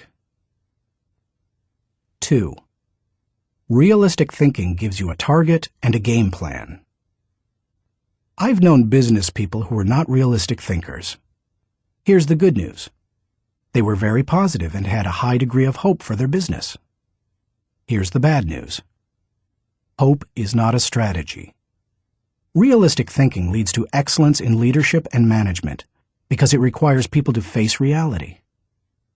They begin to define their target and develop a game plan to hit it. When people engage in realistic thinking, they also begin to simplify practices and procedures, which results in better efficiency. Truthfully, in business, only a few decisions are important. Realistic thinkers understand the difference between the important decisions and those that are merely necessary in the normal course of business. The decisions that matter relate directly to your purpose. James Allen was right when he wrote, "Until thought is linked with purpose, there is no intelligent accomplishment." 3. Realistic thinking is a catalyst for change. People who rely on hope for their success rarely make change a high priority. If you have only hope, you imply that achievement and success are out of your hands. It's a matter of luck or chance. Why bother changing? Realistic thinking can dispel that kind of wrong attitude. There's nothing like staring reality in the face to make a person recognize the need for change. Change alone doesn't bring growth, but you cannot have growth without change.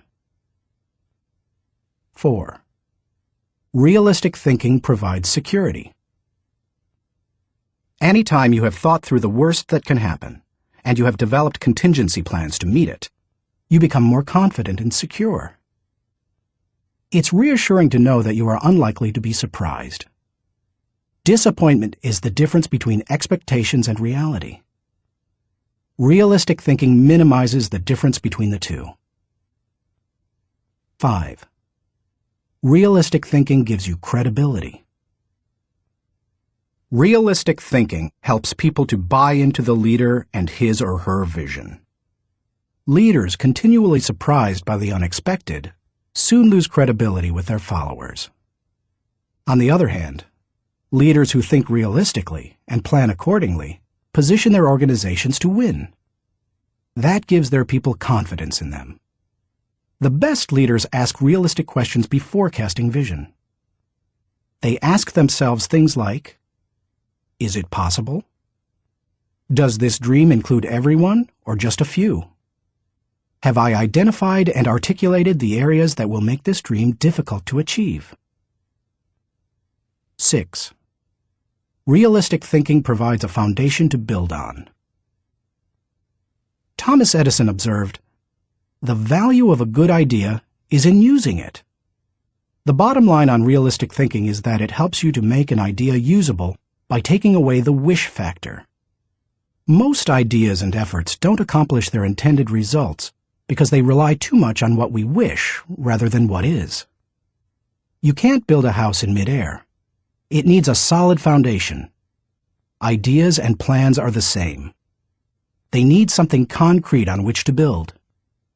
Realistic thinking provides that solid foundation. 7. Realistic thinking is a friend to those in trouble. If creativity is what you would do if you were unafraid of the possibility of failure, then reality is dealing with failure if it does happen. Realistic thinking gives you something concrete to fall back on during times of trouble, which can be very reassuring. Certainty in the midst of uncertainty brings stability. 8. Realistic thinking brings the dream to fruition. British novelist John Galsworthy wrote, "Idealism increases in direct proportion to one's distance from the problem. If you don't get close enough to a problem, you can't tackle it. If you don't take a realistic look at your dream and what it will take to accomplish it, you will never achieve it." Realistic thinking helps to pave the way for bringing any dream to fruition. How to recognize the importance of realistic thinking. Because I'm naturally optimistic rather than realistic, I've had to take concrete steps to improve my thinking in this area. Here are 5 things I do to improve my realistic thinking. 1. Develop an appreciation for truth. I could not develop as a realistic thinker until I gained an appreciation for realistic thinking. And that means learning to look at and enjoy truth. President Harry S. Truman said, "I never give 'em hell. I just tell the truth, and they think it is hell."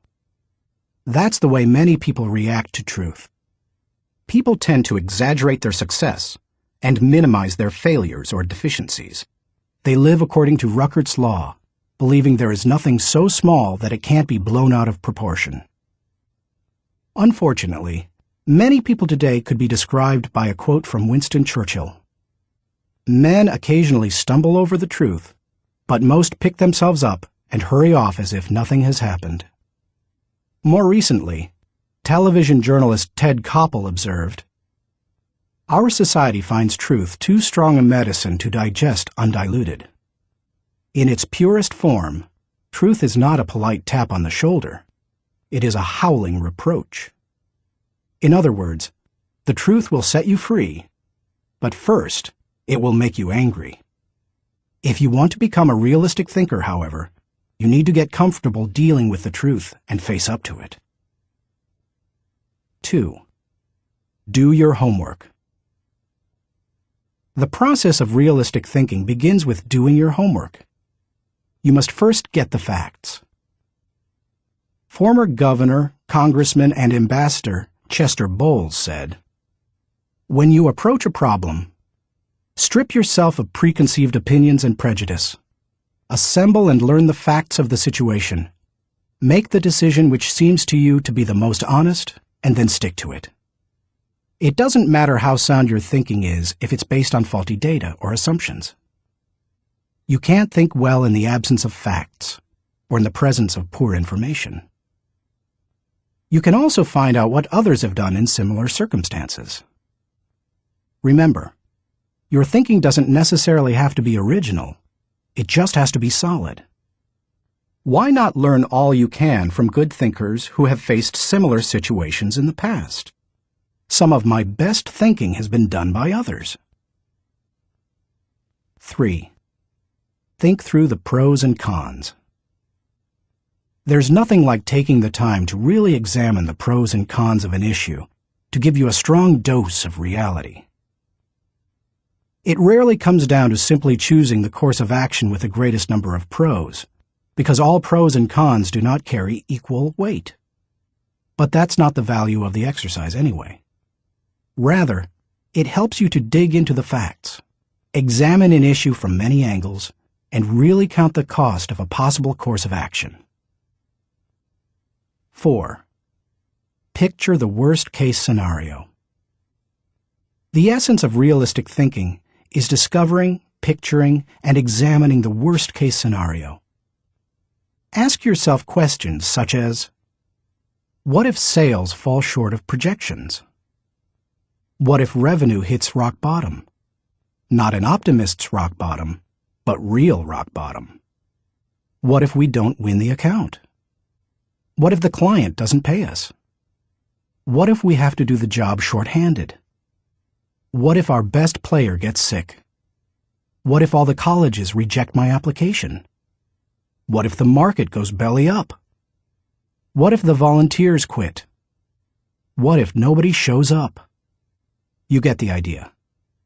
The point is that you need to think about worst-case possibilities, whether you are running a business, leading a department, pastoring a church, coaching a team, or planning your personal finances.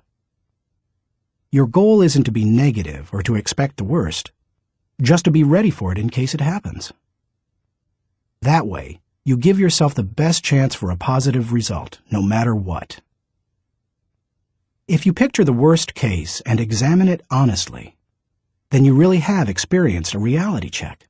You're ready for anything. As you do that, take the advice of Charles Hole, who advised, "Deliberate with caution, but act with decision, and yield with graciousness, or oppose with firmness." 5. Align your thinking with your resources. One of the keys to maximizing realistic thinking is aligning your resources with your objectives.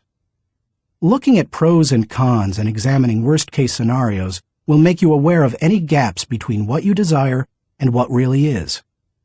Once you know what those gaps are, you can use your resources to fill them. After all, that's what resources are for. Super Bowl, Superdome, Super Security. Our country received lessons in realistic thinking following the tragedy of September 11, 2001. The destruction of the World Trade Center buildings in New York City far surpassed any worst-case scenarios that anyone might have envisioned. In the wake of that event, we now find that we don't have the luxury of avoiding or neglecting realistic thinking. I was reminded of that on Sunday, February 3, 2002, when I attended the Super Bowl in New Orleans, Louisiana. I had been to the big game twice before to root for the home team, first San Diego and later Atlanta, and had seen both teams lose. But I had never been to a game like this. The occasion had been designated a national security special event.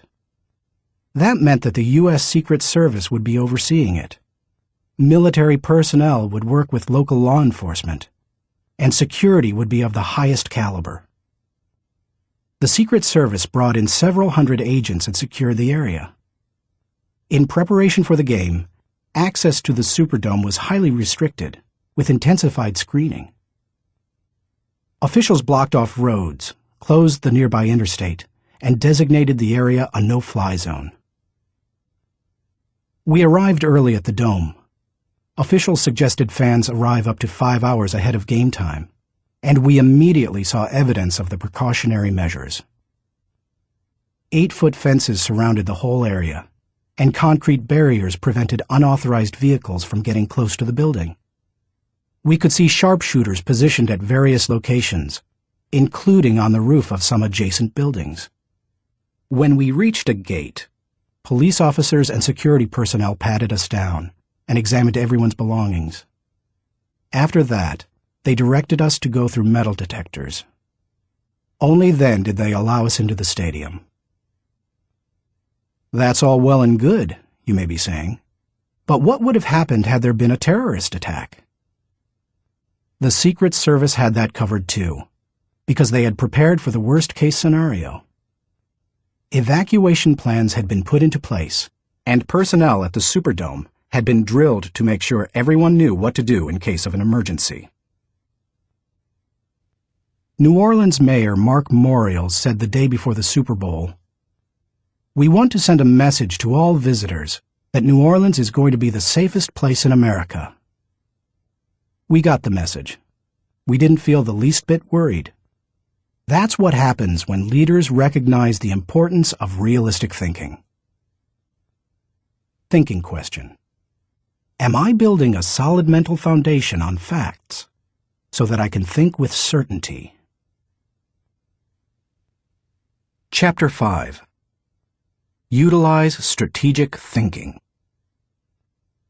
Most people spend more time planning their summer vacation than planning their lives.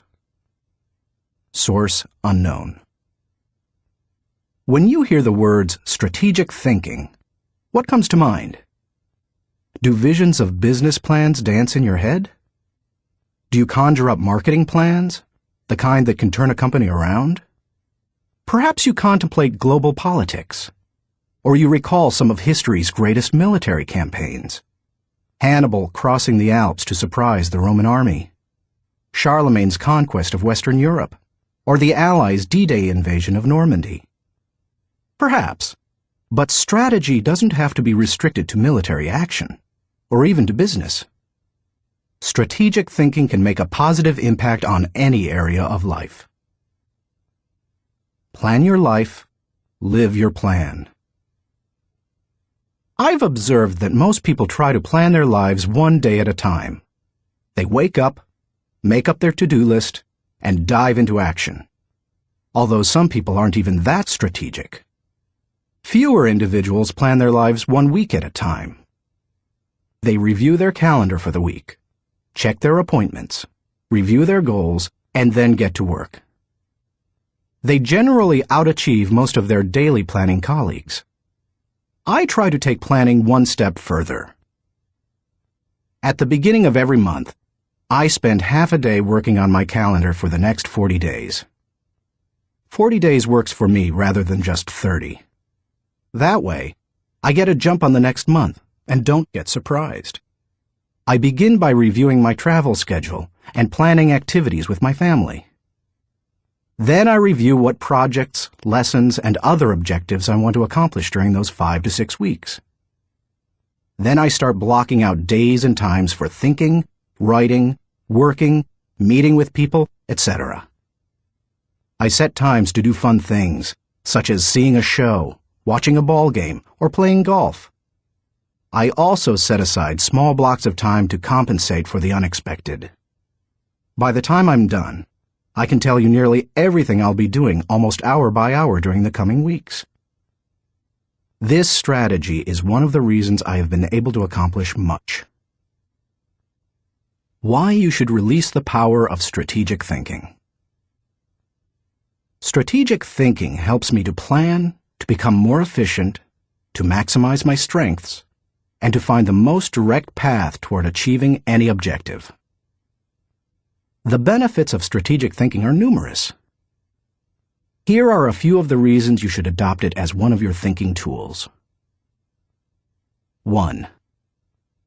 Strategic thinking simplifies the difficult.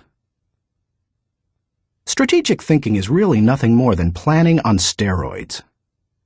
Spanish novelist Miguel de Cervantes said, "The man who is prepared has his battle half fought."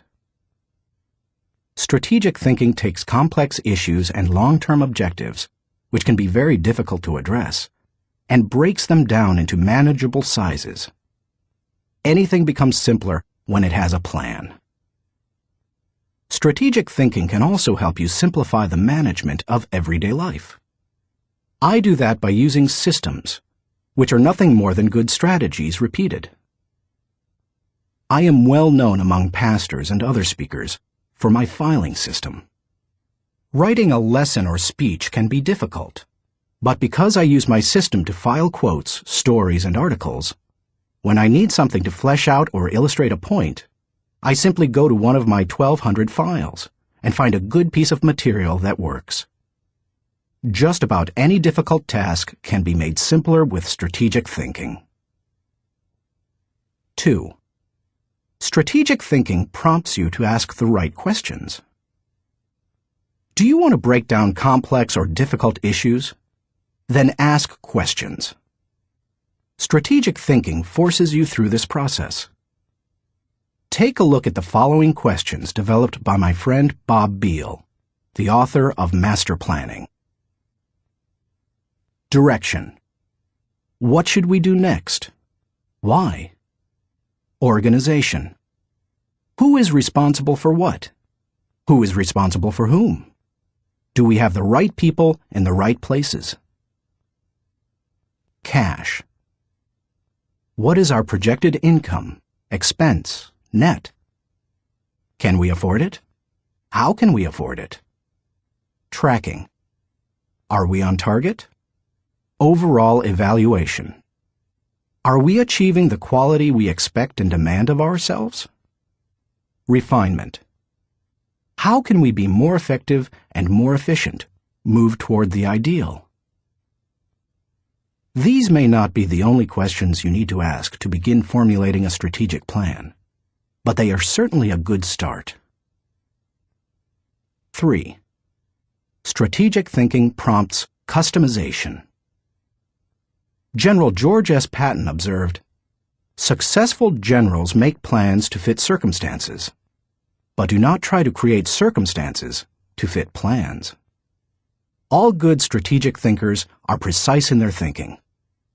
They try to match the strategy to the problem, because strategy isn't a one-size-fits-all proposition. Sloppy or generalized thinking is an enemy of achievement. The intention to customize in strategic thinking forces a person to go beyond vague ideas and engage in specific ways to go after a task or problem. It sharpens the mind. 4. Strategic thinking prepares you today for an uncertain tomorrow. Strategic thinking is the bridge that links where you are to where you want to be. It gives direction and credibility today and increases your potential for success tomorrow. It is, as Mary Webb suggests, like saddling your dreams before you ride them. 5. Strategic thinking reduces the margin of error. Anytime you shoot from the hip or go into a totally reactive mode, you increase your margin for error. It's like a golfer stepping up to a golf ball and hitting it before lining up the shot. Misaligning a shot by just a few degrees can send the ball 100 yards off target. Strategic thinking, however, greatly reduces that margin for error. It lines up your actions with your objectives, just as lining up a shot in golf helps you to put the ball closer to the pin. The better aligned you are with your target, the better the odds that you will be going in the right direction. 6. Strategic thinking gives you influence with others. One executive confided in another, "Our company has a short-range plan and a long-range plan. Our short-range plan is to stay afloat long enough to make it to our long-range plan." That's hardly a strategy.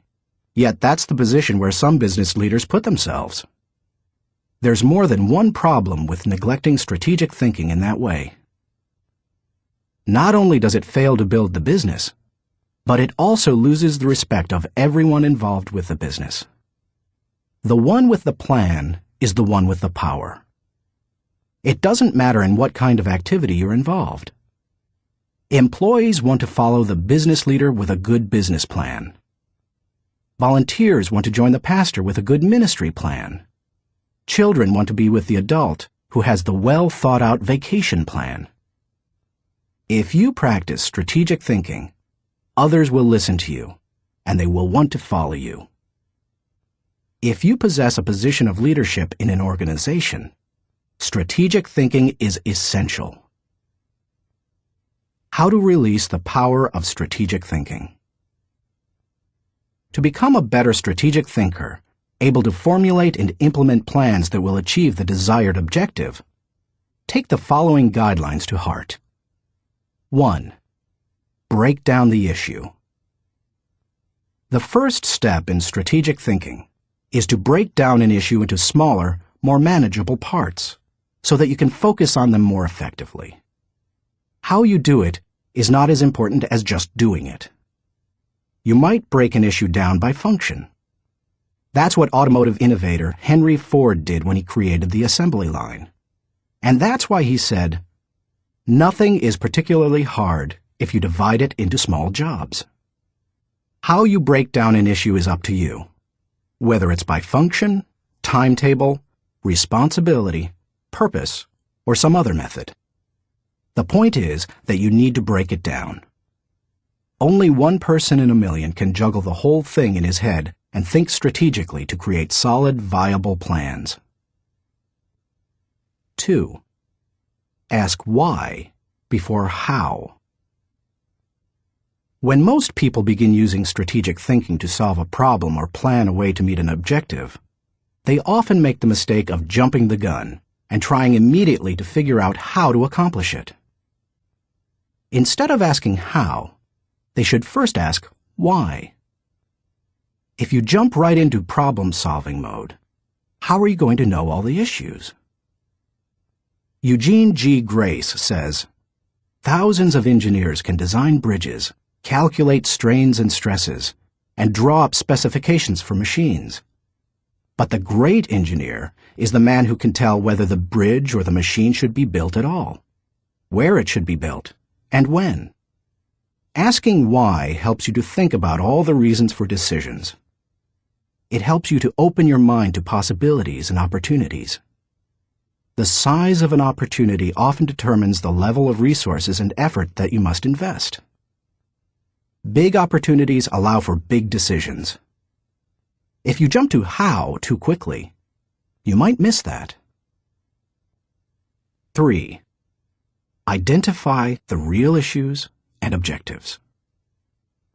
William Feather, author of The Business of Life, said, "Before it can be solved, a problem must be clearly defined. Too many people rush to solutions, and as a result, they end up solving the wrong problem. To avoid that, ask probing questions to expose the real issues.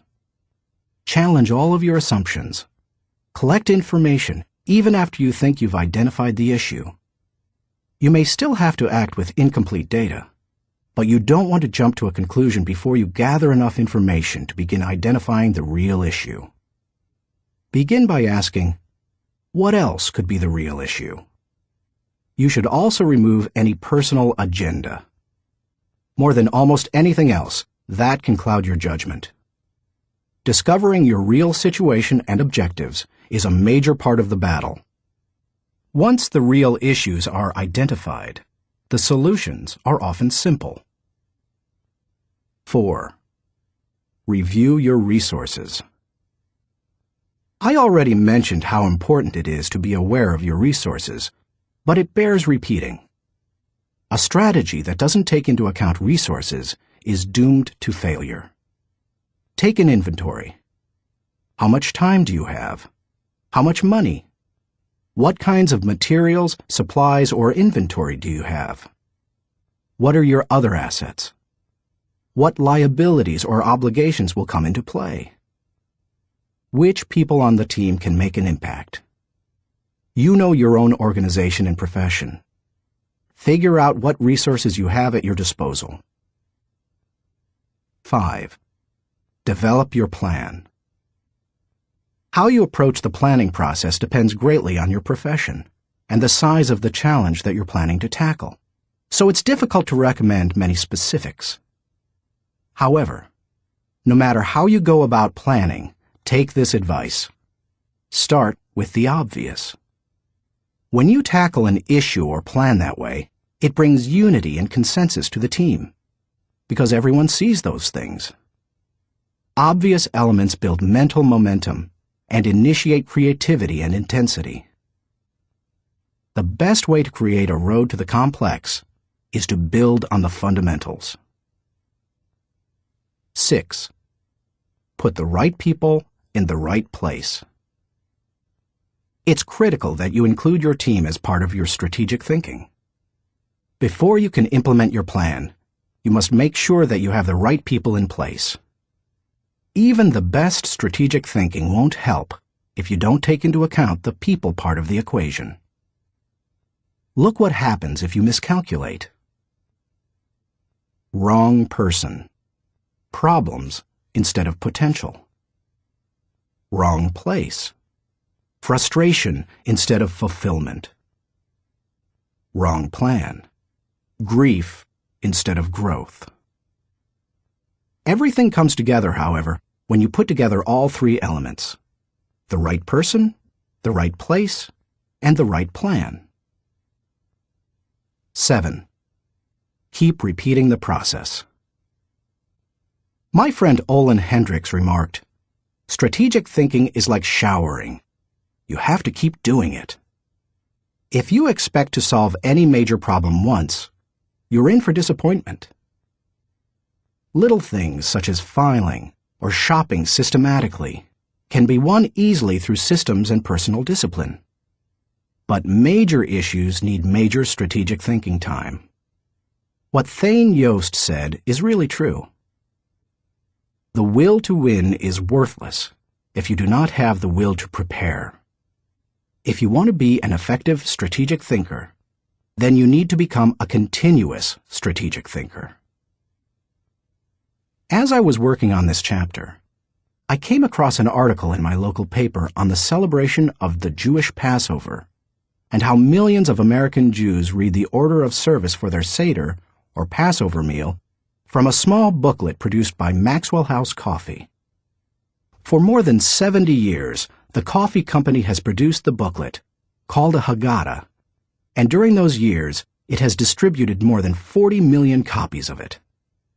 I remember using them all my life, said Regina Witt, who is in her 50s.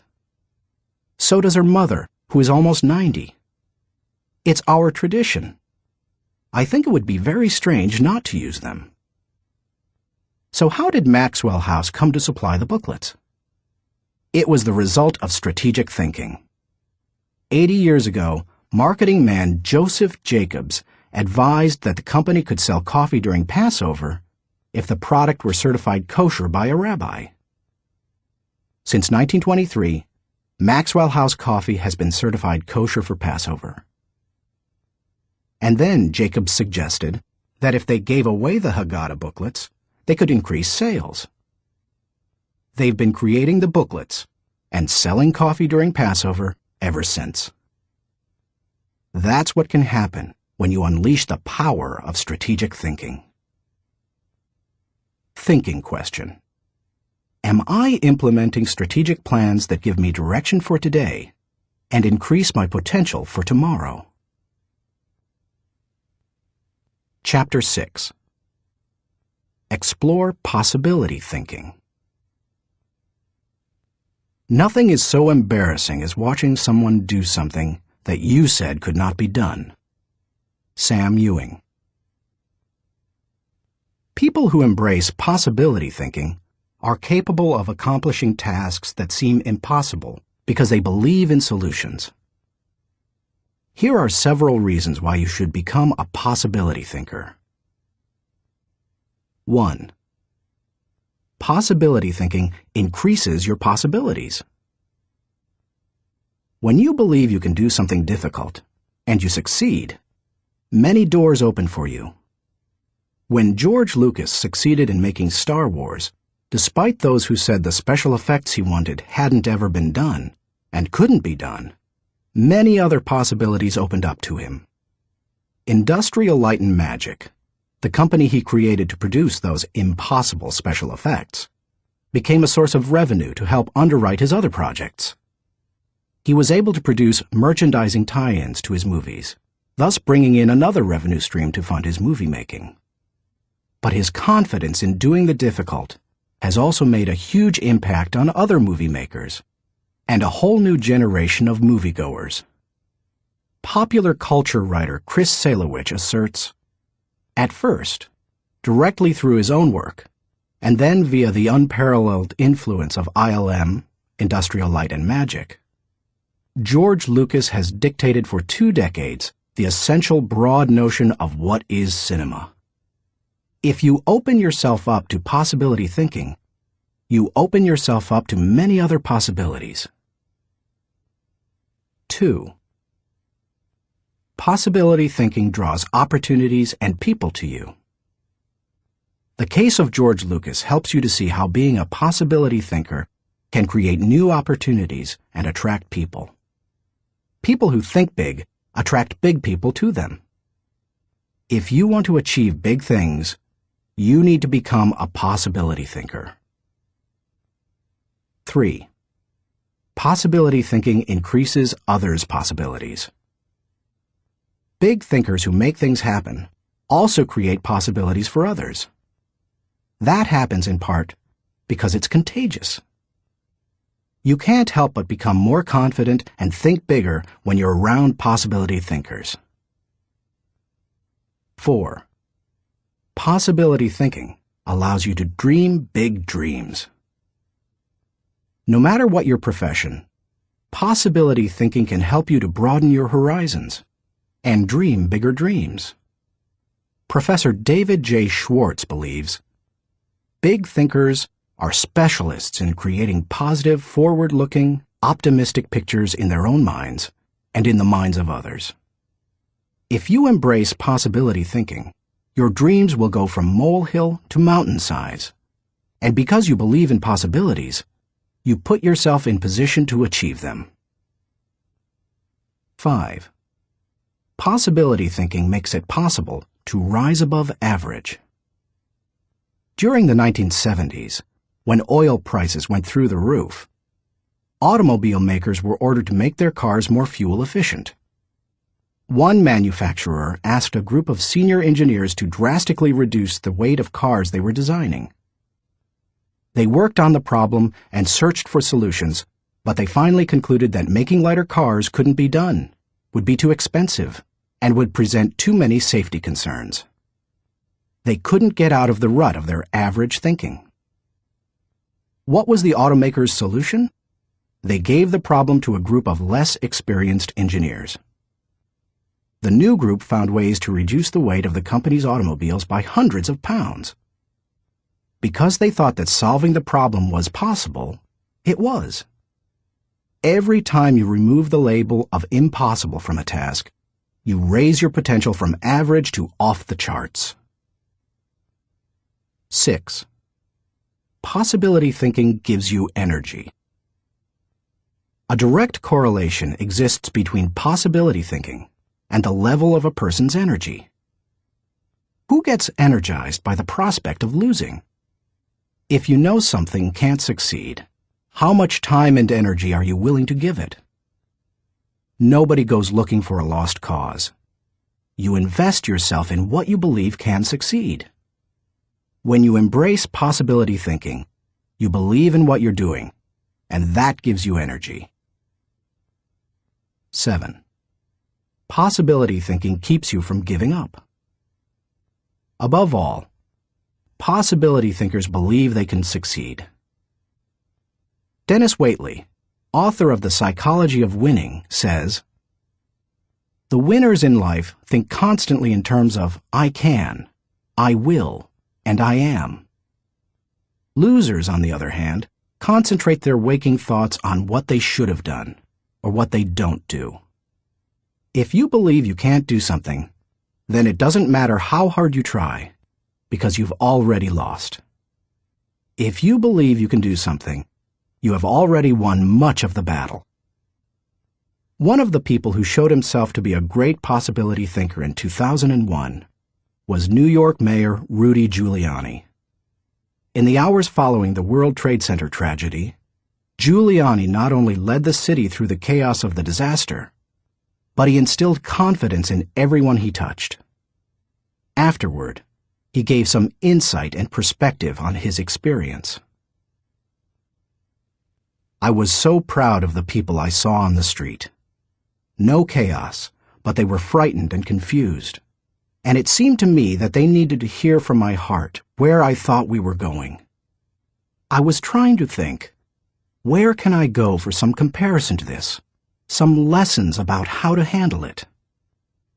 So I started thinking about Churchill. Started thinking that we're going to have to rebuild the spirit of the city. And what better example than Churchill and the people of London during the Blitz in 1940, who had to keep up their spirit during this sustained bombing. It was a comforting thought. 16 hours after the planes struck the buildings in New York City, when Giuliani finally returned at 2:30 a.m. to his apartment for a rest, instead of sleeping, he read the World War II chapters of Churchill, a Biography by Roy Jenkins. He learned how Winston Churchill helped his people to see the possibilities and kept his people going. Inspired, Giuliani did the same for his own people 6 decades later. How to feel the energy of possibility thinking. If you are a naturally positive person who already embraces possibility thinking, then you're already tracking with me. However, some people, rather than being optimistic, are naturally negative or cynical. They believe that possibility thinkers are naive or foolish. If your thinking runs toward pessimism, let me ask you a question. How many highly successful people do you know who are continually negative? How many impossibility thinkers are you acquainted with who achieve big things? None. People with an "it can't be done" mindset have two choices. They can expect the worst and continually experience it, or they can change their thinking. That's what George Lucas did. Believe it or not, even though he is a possibility thinker, he is not a naturally positive person. He says, "I'm very cynical, and as a result, I think the defense I have against it is to be optimistic." In other words, he chooses to think positively. He sums it up this way. As corny as it sounds, the power of positive thinking goes a long way. So determination and positive thinking combined with talent, combined with knowing your craft, that may sound like a naive point of view, but at the same time, it's worked for me, and it's worked for all my friends. So I have come to believe it. If you want possibility thinking to work for you, then begin by following these suggestions. 1. Stop focusing on the impossibilities. The first step in becoming a possibility thinker is to stop yourself from searching for and dwelling on what's wrong with any given situation. Sports psychologist Bob Rotella recounts, "I tell people, if you don't want to get into positive thinking, that's okay. Just eliminate all the negative thoughts from your mind, and whatever's left will be fine." If possibility thinking is new to you, you're going to have to give yourself a lot of coaching to eliminate some of the negative self-talk you may hear in your head. When you automatically start listing all the things that can go wrong, or all the reasons something can't be done, stop yourself and say, "Don't go there." Then ask, "What's right about this?" That will help to get you started. And if negativity is a really big problem for you, and pessimistic things come out of your mouth before you've even thought them through, you may need to enlist the aid of a friend or family member to alert you every time you utter negative ideas. 2. Stay away from the experts. So-called experts do more to shoot down people's dreams than just about anybody else. Possibility thinkers are very reluctant to dismiss anything as impossible. Rocket pioneer Wernher von Braun said, "I have learned to use the word impossible with the greatest of caution." And Napoleon Bonaparte declared, "The word impossible is not in my dictionary." If you feel you must take the advice of an expert, however, then heed the words of John Andrew Holmes, who asserted, "Never tell a young person that something cannot be done. God may have been waiting centuries for somebody ignorant enough of the impossible to do that thing." If you want to achieve something, give yourself permission to believe it is possible, no matter what experts might say. 3. Look for possibilities in every situation. Becoming a possibility thinker is more than just refusing to let yourself be negative. It's something more. It's looking for positive possibilities despite the circumstances. I recently heard Don Soderquist, former president of Walmart, tell a wonderful story that illustrates how a person can find positive possibilities in any situation. Soderquist had gone with Sam Walton to Huntsville, Alabama, to open several new stores. While there, Walton suggested they visit the competition.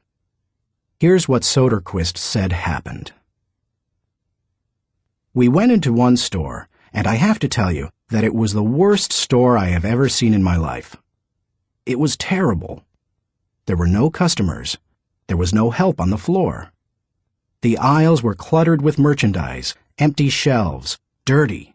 It was absolutely terrible.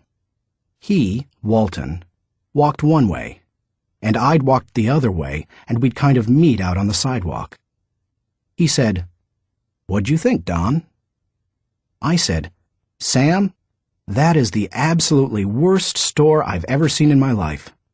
I mean, did you see the aisles?" He said, "Don, did you see the pantyhose rack?" I said, "No, I didn't, Sam." "I must have gone on a different aisle than you. I didn't see that." He said, "That was the best pantyhose rack I've ever seen, Don." And he said, "I pulled the fixture out, and on the back was the name of the manufacturer. When we get back, I want you to call that manufacturer and have him come in and visit with our fixture people. I want to put that rack in our stores. It's absolutely the best I've ever seen." And he said next, "Did you see the ethnic cosmetics?" I said, "Sam, that must have been right next to the pantyhose rack, because I absolutely missed that."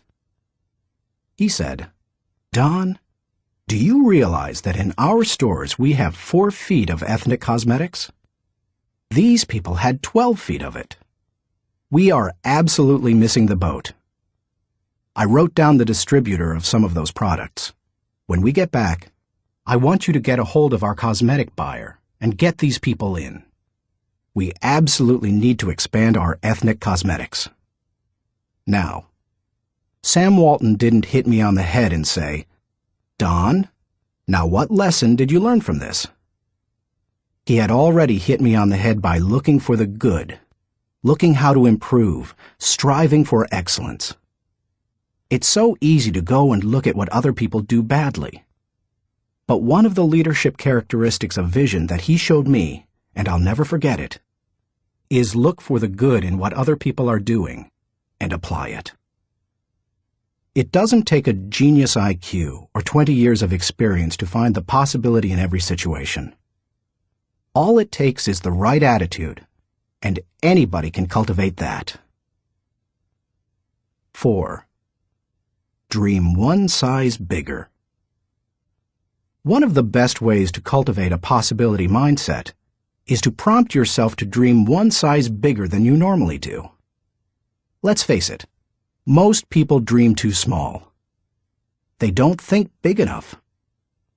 Henry Curtis advises, "Make your plans as fantastic as you like, because 25 years from now, they will seem mediocre. Make your plans 10 times as great as you first planned, and 25 years from now, you will wonder why you did not make them 50 times as great." If you push yourself to dream more expansively, to imagine your organization one size bigger, to make your goals at least a step beyond what makes you comfortable, you will be forced to grow. And it will set you up to believe in greater possibilities. 5. Question the status quo. Most people want their lives to keep improving, yet they value peace and stability at the same time. People often forget that you can't improve and still stay the same. Growth means change. Change requires challenging the status quo. If you want greater possibilities, you can't settle for what you have now. When you become a possibility thinker, you will face many people who will want you to give up your dreams and embrace the status quo. Achievers refuse to accept the status quo. As you begin to explore greater possibilities for yourself, your organization, or your family, and others challenge you for it, take comfort in knowing that right now as you read this, other possibility thinkers across the country and around the world are thinking about curing cancer, developing new energy sources, feeding hungry people, and improving quality of life. They are challenging the status quo against the odds, and you should too. 6.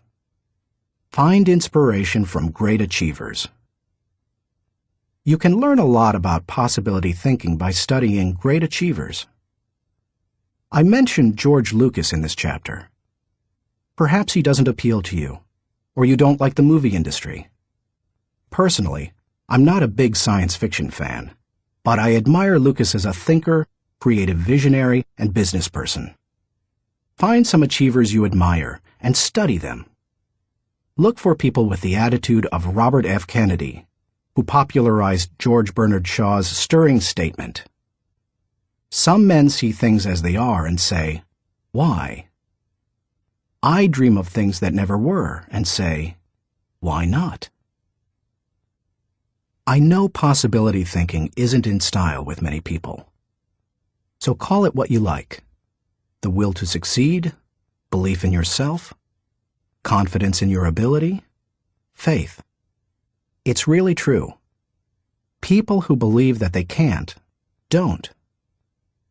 But if you believe you can, you can.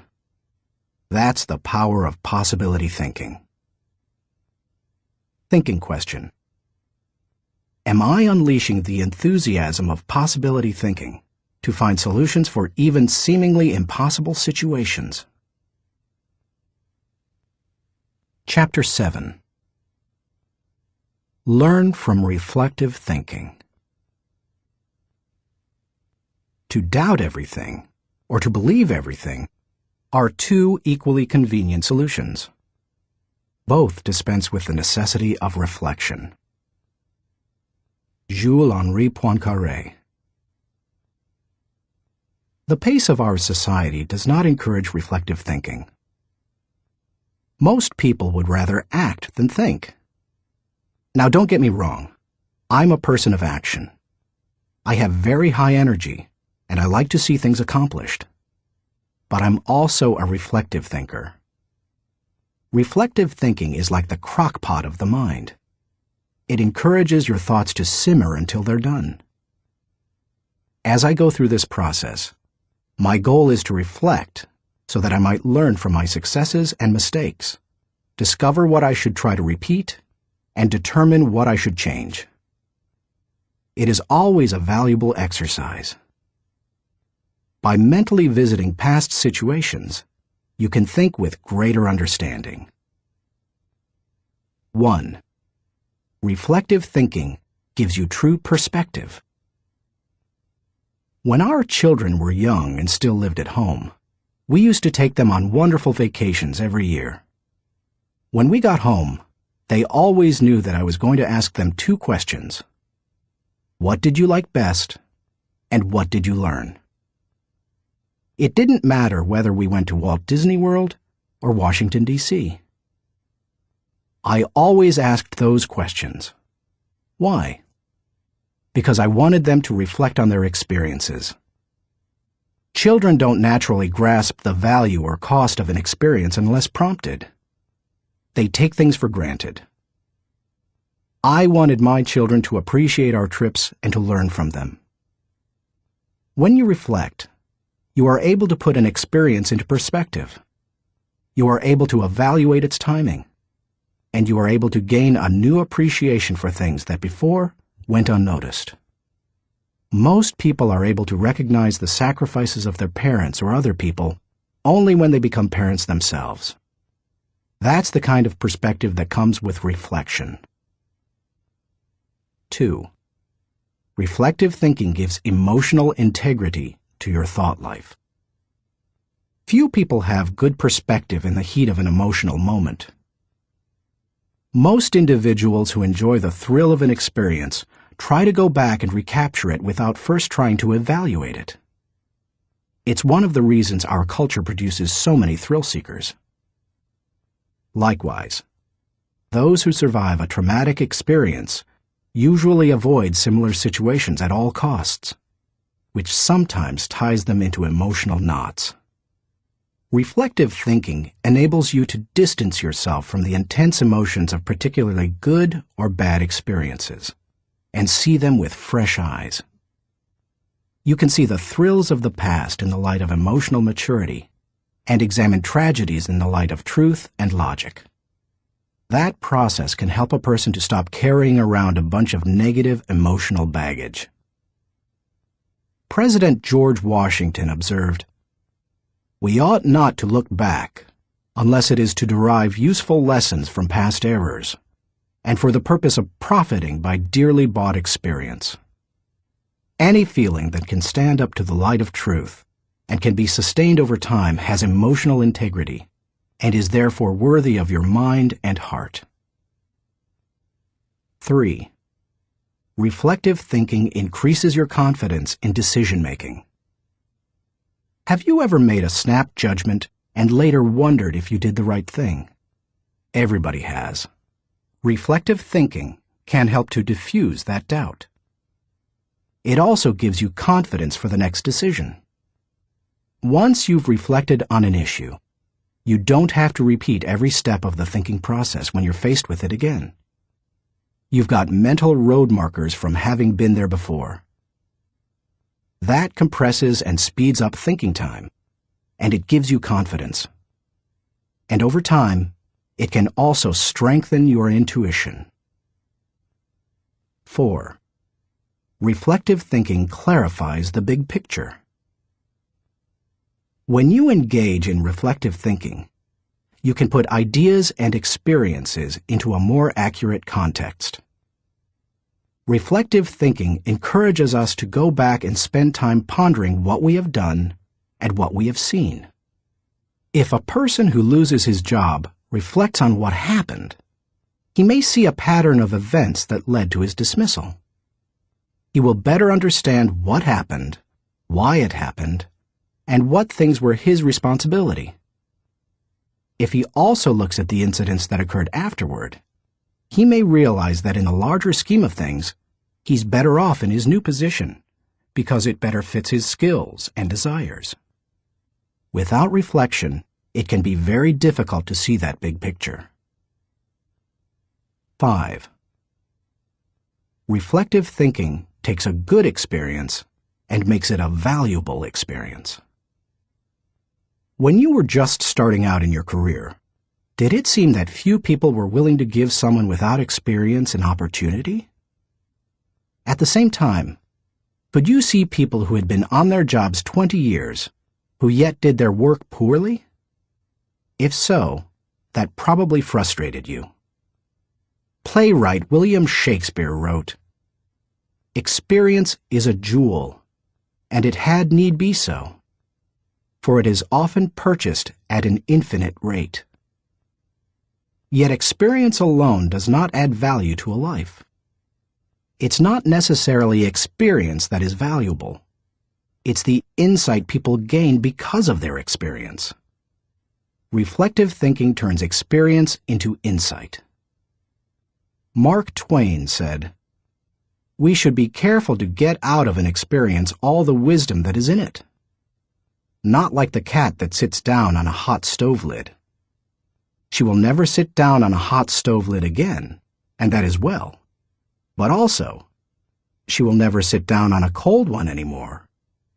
An experience becomes valuable when it informs or equips us to meet new experiences. Reflective thinking helps to do that. How to embrace the lessons of reflective thinking. If you are like most people in our culture today, you probably do very little reflective thinking. If that's the case, it may be holding you back more than you think. Take to heart the following suggestions to increase your ability to think reflectively. 1. Set aside time for reflection. Greek philosopher Socrates observed, "The unexamined life is not worth living." For most people, however, reflection and self-examination doesn't come naturally. It can be a fairly uncomfortable activity for a variety of reasons. They have a hard time staying focused. They find the process dull, or they don't like spending a lot of time thinking about emotionally difficult issues. But if you don't carve out the time for it, you are unlikely to do any reflective thinking. 2. Remove yourself from distractions. As much as any other kind of thinking, reflection requires solitude. Distraction and reflection simply don't mix. It's not the kind of thing you can do well near a television, in a cubicle, while the phone is ringing, or with children in the same room. One of the reasons I've been able to accomplish much and keep growing personally is that I've not only set aside time to reflect, but I've separated myself from distractions for short blocks of time. 30 minutes in the spa, an hour outside on a rock in my backyard, or a few hours in a comfortable chair in my office. The place doesn't matter, as long as you remove yourself from distractions and interruptions. 3. Regularly review your calendar or journal. Most people use their calendar as a planning tool, which it is. But few people use it as a reflective thinking tool. What could be better, however, for helping you to review where you have been and what you have done, except maybe a journal? I'm not a journaler in the regular sense. I don't use writing to figure out what I'm thinking and feeling. Instead, I figure out what I'm thinking and feeling, and then I write down significant thoughts and action points. I file the thoughts so that I can quickly put my hands on them again. I immediately execute the action points or delegate them to someone else. Calendars and journals remind you of how you've spent your time, show you whether your activities match your priorities, and help you see whether you are making progress. They also offer you an opportunity to recall activities that you might not have had the time to reflect on previously. Some of the most valuable thoughts you've ever had may have been lost because you didn't give yourself the reflection time you needed. 4. Ask the right questions. The value you receive from reflecting will depend on the kinds of questions you ask yourself. The better the questions, the more gold you will mine from your thinking. When I reflect, I think in terms of my values, relationships, and experiences. Here are some sample questions. Personal growth. What have I learned today that will help me grow? How can I apply it to my life? When should I apply it? Adding value. To whom did I add value today? How do I know I added value to that person? Can I follow up and compound the positive benefit he or she received? Leadership. Did I lead by example today? Did I lift my people and organization to a higher level? What did I do, and how did I do it? Personal faith. Did I represent God well today? Did I practice the golden rule? Have I walked the second mile with someone? Marriage and family. Did I communicate love to my family today? How did I show that love? Did they feel it? Did they return it? Inner circle. Have I spent enough time with my key players? What can I do to help them be more successful? In what areas can I mentor them? Discoveries. What did I encounter today to which I need to give more thinking time? Are there lessons to be learned? Are there things to be done? How you organize your reflection time is up to you. You may want to adapt my pattern to your own values. Or you can try a system that my friend Dick Biggs uses. He creates 3 columns on a sheet of paper. Year, turning point, impact. This system is good for reflecting on the bigger picture. Dick used it to see patterns in his life, such as when he moved to Atlanta and was encouraged by a new teacher to write. You could just as easily write event, significance, and action point on a page to help you benefit from reflective thinking. The main thing is to create questions that work for you, and write down any significant thoughts that come to you during the reflection time. 5. Cement your learning through action. Writing down the good thoughts that come out of your reflective thinking has value. But nothing helps you to grow like putting your thoughts into action. To do that, you must be intentional. When you read a good book, for example, there are always good thoughts, quotes, or lessons that you can take away from it and use yourself. I always mark the takeaways in a book and then reread them when I'm done with the book. When I listen to a message, I record the takeaways so that I can file them for future use. When I go to a seminar, I take good notes, and I use a system of symbols to cue me to do certain things. An arrow pointing to the right means to look at this material again.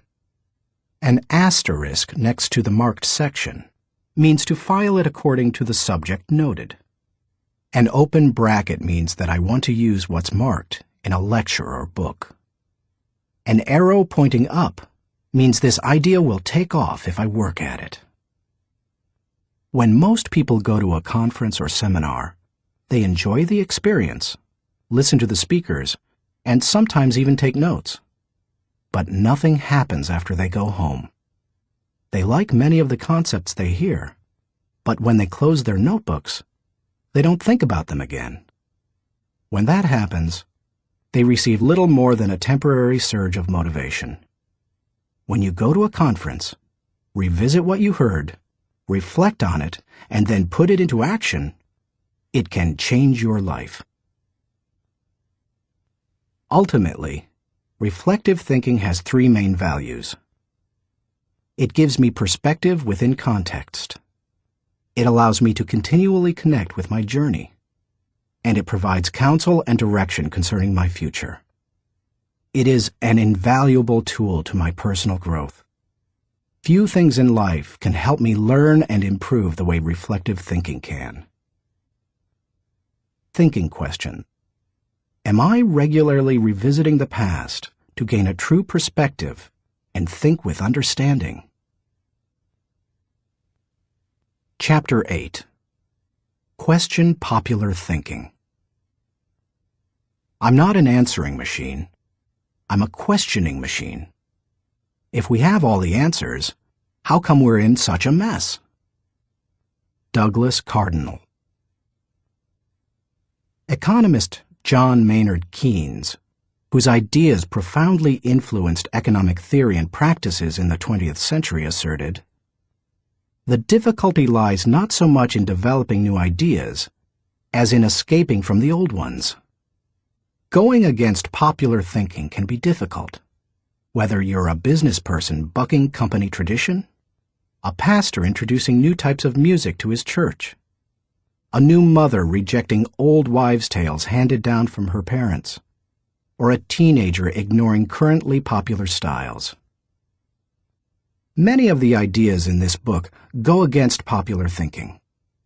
If you value popularity over good thinking, then you will severely limit your potential to learn the types of thinking encouraged by this book.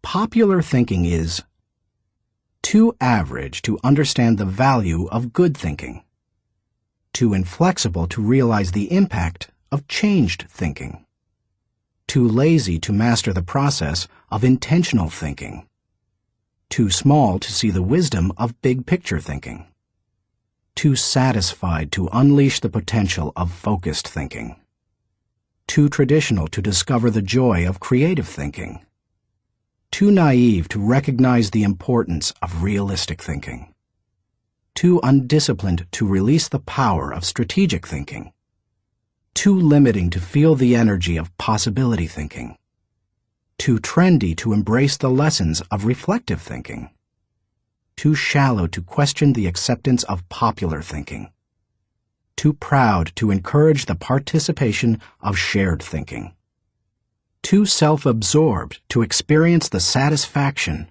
of unselfish thinking, and too uncommitted to enjoy the return of bottom-line thinking. If you want to become a good thinker, then start preparing yourself for the possibility of becoming unpopular. Why you should question the acceptance of popular thinking. I've given you some broad reasons for questioning the acceptance of popular thinking. Now, allow me to be more specific. 1. Popular thinking sometimes means not thinking. My friend Kevin Myers sums up the idea of popular thinking by saying, "The problem with popular thinking is that it doesn't require you to think at all. Good thinking is hard work. If it were easy, everybody would be a good thinker. Unfortunately, many people try to live life the easy way. They don't want to do the hard work of thinking or pay the price of success. It's easier to do what other people do and hope that they thought it out." Look at the stock market recommendations of some experts. By the time they publish their picks, most are following a trend, not creating one or even riding its crest. The people who are going to make money on the stocks they recommend have already done so by the time the general public hears about it. When people blindly follow a trend, they're not doing their own thinking. 2. Popular thinking offers false hope. Benno Muller-Hill, a professor in the University of Cologne Genetics Department, tells how one morning in high school he stood last in a line of 40 students in the schoolyard. His physics teacher had set up a telescope so that his students could view a planet and its moons. The first student stepped up to the telescope. He looked through it, but when the teacher asked if he could see anything, the boy said no. His nearsightedness hampered his view. The teacher showed him how to adjust the focus, and the boy finally said he could see the planet and moons. One by one, the students stepped up to the telescope and saw what they were supposed to see. Finally, the second-to-last student looked into the telescope and announced that he could not see anything. "You idiot," shouted the teacher. "You have to adjust the lenses." The student tried, but he finally said, "I still can't see anything. It is all black." The teacher, disgusted, looked through the telescope himself, and then looked up with a strange expression. The lens cap still covered the telescope. None of the students had been able to see anything. Many people look for safety and security in popular thinking. They figure that if a lot of people are doing something, then it must be right. It must be a good idea. If most people accept it, then it probably represents fairness, equality, compassion, and sensitivity, right? Not necessarily. Popular thinking said the Earth was the center of the universe. Yet Copernicus studied the stars and planets and proved mathematically that the Earth and the other planets in our solar system revolved around the sun.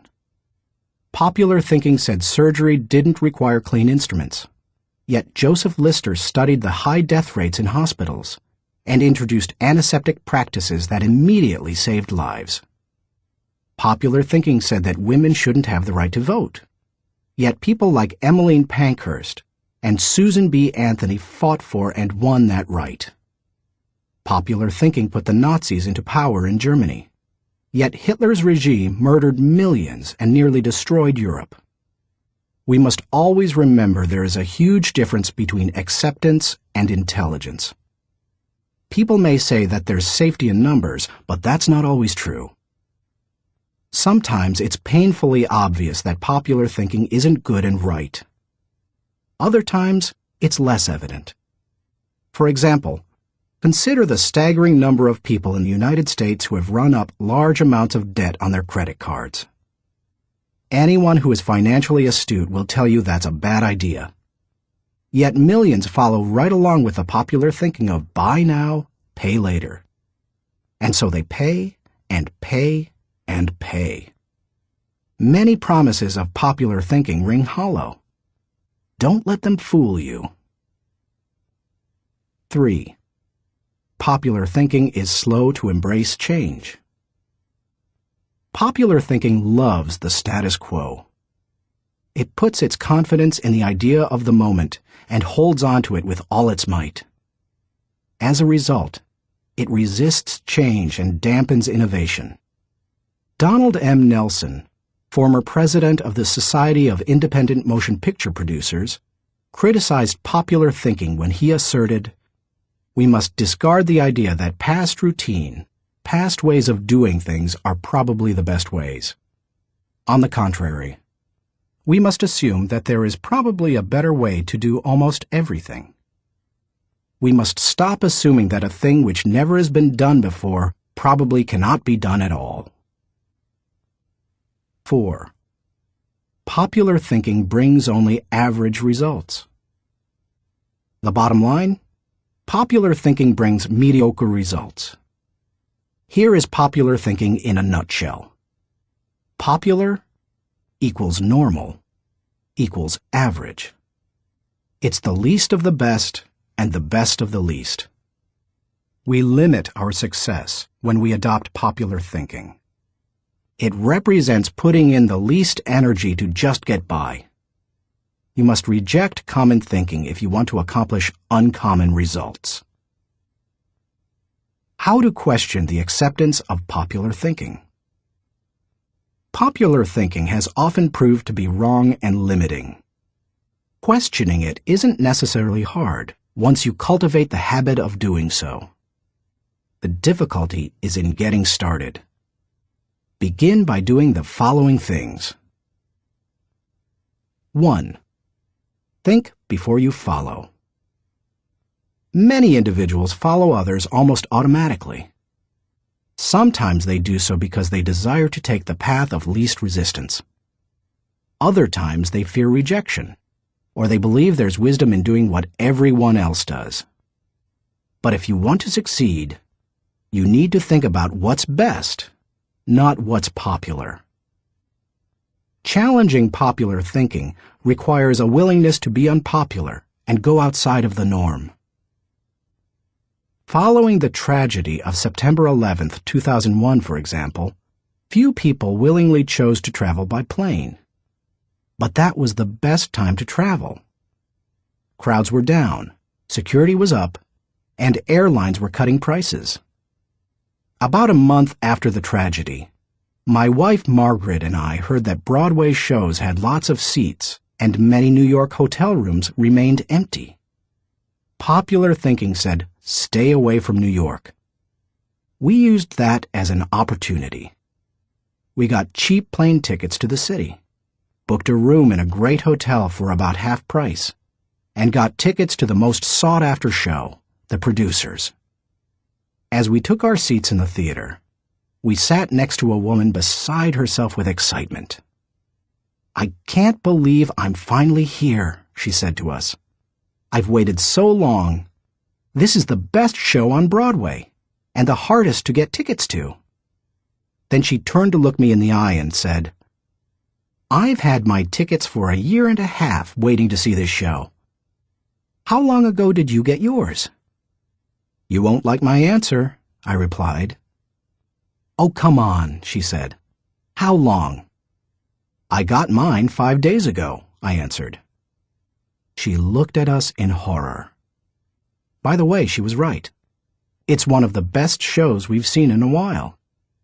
And we got to see it only because we were willing to go against popular thinking when everyone else was staying at home.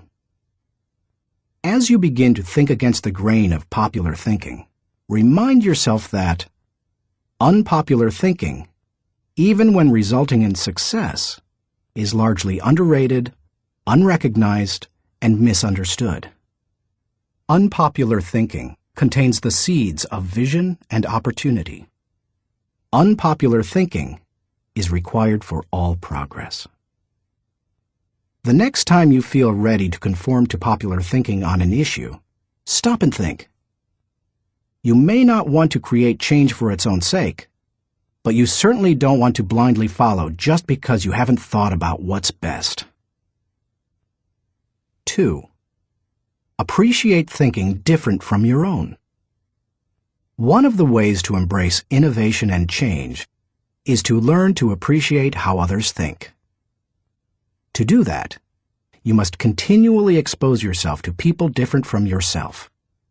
My brother, Larry Maxwell, a good businessman and an innovative thinker, continually challenges popular thinking by thinking differently. He says, most of our people in sales and middle management come from businesses with products and services different from ours. That constantly exposes us to new ways of thinking.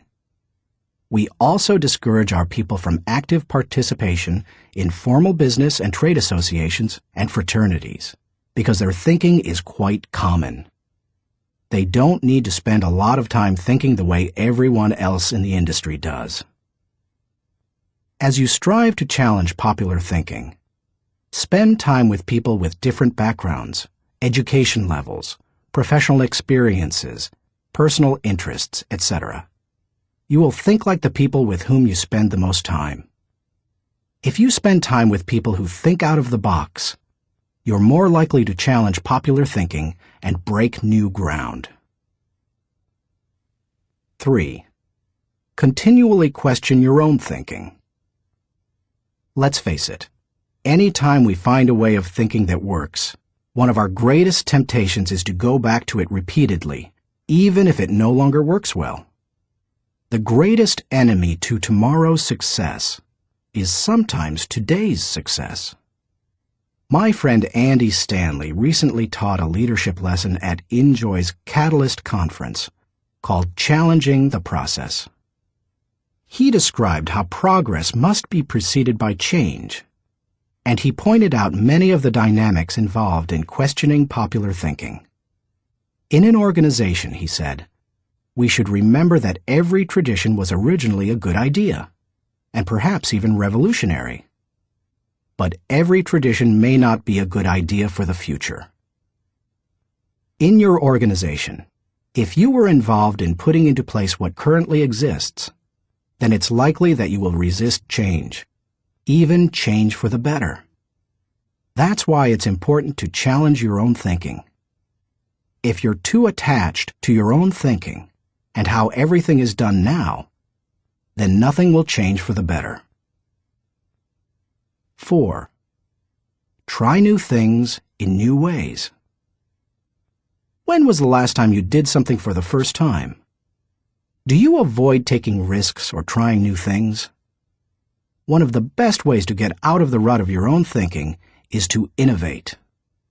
You can do that in little everyday ways. Drive to work a different way from normal. Order an unfamiliar dish at your favorite restaurant. Ask a different colleague to help you with a familiar project. Take yourself off of autopilot. Unpopular thinking asks questions and seeks options. In 1997, my 3 companies moved to Atlanta, Georgia. It's a great city, but traffic at peak times can get crazy. Immediately after moving here, I began looking for and testing alternative routes to desired destinations so that I would not be caught in traffic. From my house to the airport, for example, I have discovered and used 9 routes within 8 miles and 12 minutes from one another. Often, I am amazed to see people sitting on the freeway when they could be moving forward on an alternative route. What is the problem? Too many people have not tried new things in new ways. It is true. Most people are more satisfied with old problems than committed to finding new solutions. How you go about doing new things in new ways is not as important as making sure you do it. Besides, if you try to do new things in the same way that everyone else does, are you really going against popular thinking? Get out there and do something different today. 5. Get used to being uncomfortable. When it comes right down to it, popular thinking is comfortable. It's like an old recliner adjusted to all the owner's idiosyncrasies. The problem with most old recliners is that no one has looked at them lately. If so, they'd agree that it's time to get a new one. If you want to reject popular thinking in order to embrace achievement, you'll have to get used to being uncomfortable. If you embrace unpopular thinking and make decisions based on what works best and what is right, rather than what is commonly accepted, know this: in your early years, you won't be as wrong as people think you are. In your later years, you won't be as right as people think you are. And all through the years, you will be better than you thought you could be. Thinking question. Am I consciously rejecting the limitations of common thinking in order to accomplish uncommon results? Chapter 9. Benefit from shared thinking. None of us is as smart as all of us. Ken Blanchard. Good thinkers, especially those who are also good leaders, understand the power of shared thinking. They know that when they value the thoughts and ideas of others, they receive the compounding results of shared thinking and accomplish more than they ever could on their own. Those who participate in shared thinking understand the following. 1. Shared thinking is faster than solo thinking. We live in a truly fast-paced world. To function at its current rate of speed, we can't go it alone. I think the generation of young men and women just entering the workforce sense that very strongly. Perhaps that is why they value community so highly, and are more likely to work for a company they like than one that pays them well. Working with others is like giving yourself a shortcut. If you want to learn a new skill quickly, how do you do it? Do you go off by yourself and figure it out? Or do you get someone to show you how? You can always learn more quickly from someone with experience, whether you're trying to learn how to use a new software package, develop your golf swing, or cook a new dish. 2. Shared thinking is more innovative than solo thinking. We tend to think of great thinkers and innovators as soloists. But the truth is that the greatest innovative thinking doesn't occur in a vacuum. Innovation results from collaboration. Albert Einstein once remarked, "Many times a day, I realize how much my own outer and inner life is built upon the labors of my fellow men, both living and dead, and how earnestly I must exert myself in order to give in return as much as I have received." Shared thinking leads to greater innovation, whether you look at the work of researchers Marie and Pierre Curie, surrealists Luis Buñuel and Salvador Dali, or songwriters John Lennon and Paul McCartney. If you combine your thoughts with the thoughts of others, you will come up with thoughts you've never had. 3. Shared thinking brings more maturity than solo thinking. As much as we would like to think that we know it all, each of us is probably painfully aware of our blind spots and areas of inexperience. When I first started out as a pastor, I had dreams and energy, but little experience. To try to overcome that, I attempted to get several high-profile pastors of growing churches to share their thinking with me. In the early 1970s, I wrote letters to the 10 most successful pastors in the country, offering them what was a huge amount of money to me at the time, $100, to meet me for an hour so that I could ask them questions. When one said yes, I'd visit him. I didn't talk much, except to ask a few questions. I wasn't there to impress anyone or satisfy my ego. I was there to learn. I listened to everything he said, took careful notes, and absorbed everything I could. Those experiences changed my life. You've had experiences I haven't, and I've had experiences you haven't. Put us together, and we bring a broader range of personal history, and therefore maturity, to the table.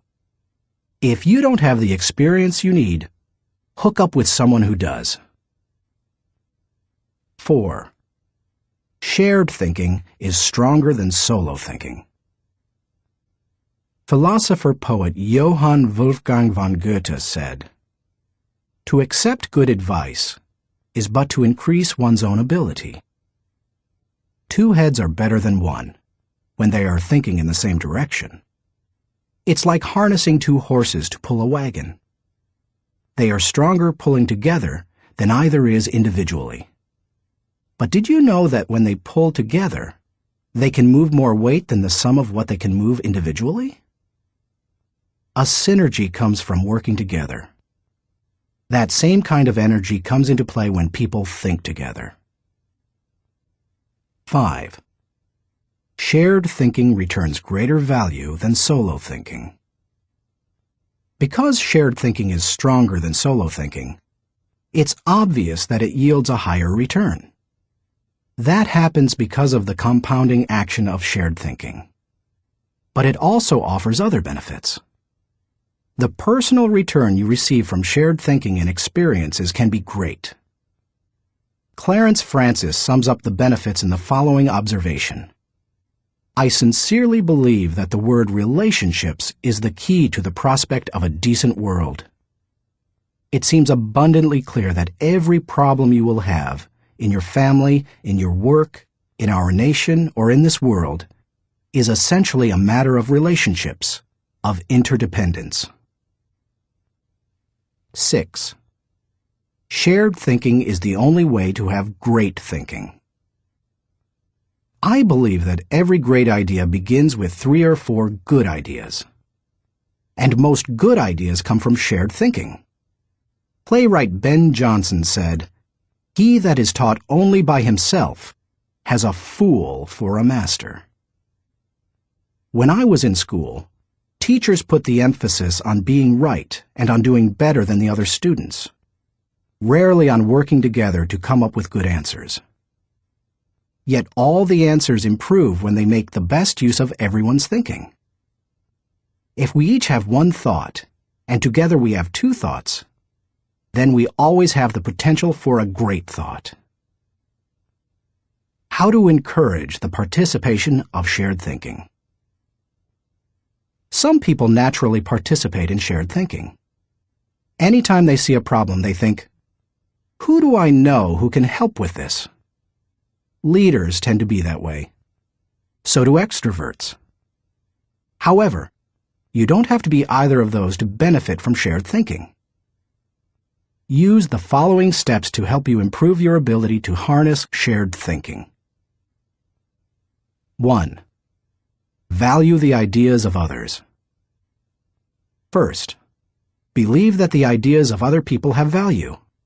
If you don't, your hands will be tied. How do you know if you truly want input from others? Ask yourself these questions. Am I emotionally secure? People who lack confidence and worry about their status, position, or power tend to reject the ideas of others, protect their turf, and keep people at bay. It takes a secure person to consider others' ideas. Years ago, an emotionally insecure person took a key position on my board of directors. After a couple of meetings, it became obvious to the other board members that this individual would not positively contribute to the organization. I asked a seasoned leader on the board, "Why does this person always do and say things that hinder our progress?" I'll never forget his reply. Hurting people hurt people. Do I place value on people? You won't value the ideas of a person if you don't value and respect the person himself or herself. Have you ever considered your conduct around people you value versus those you don't? Look at the differences. If I value people, I want to spend time with them. If I don't value people, I don't want to be around them. If I value people, I listen to them. If I don't value people, I neglect to listen. If I value people, I want to help them. If I don't value people, I don't offer them help. If I value people, I am influenced by them. If I don't value people, I ignore them. If I value people, I respect them.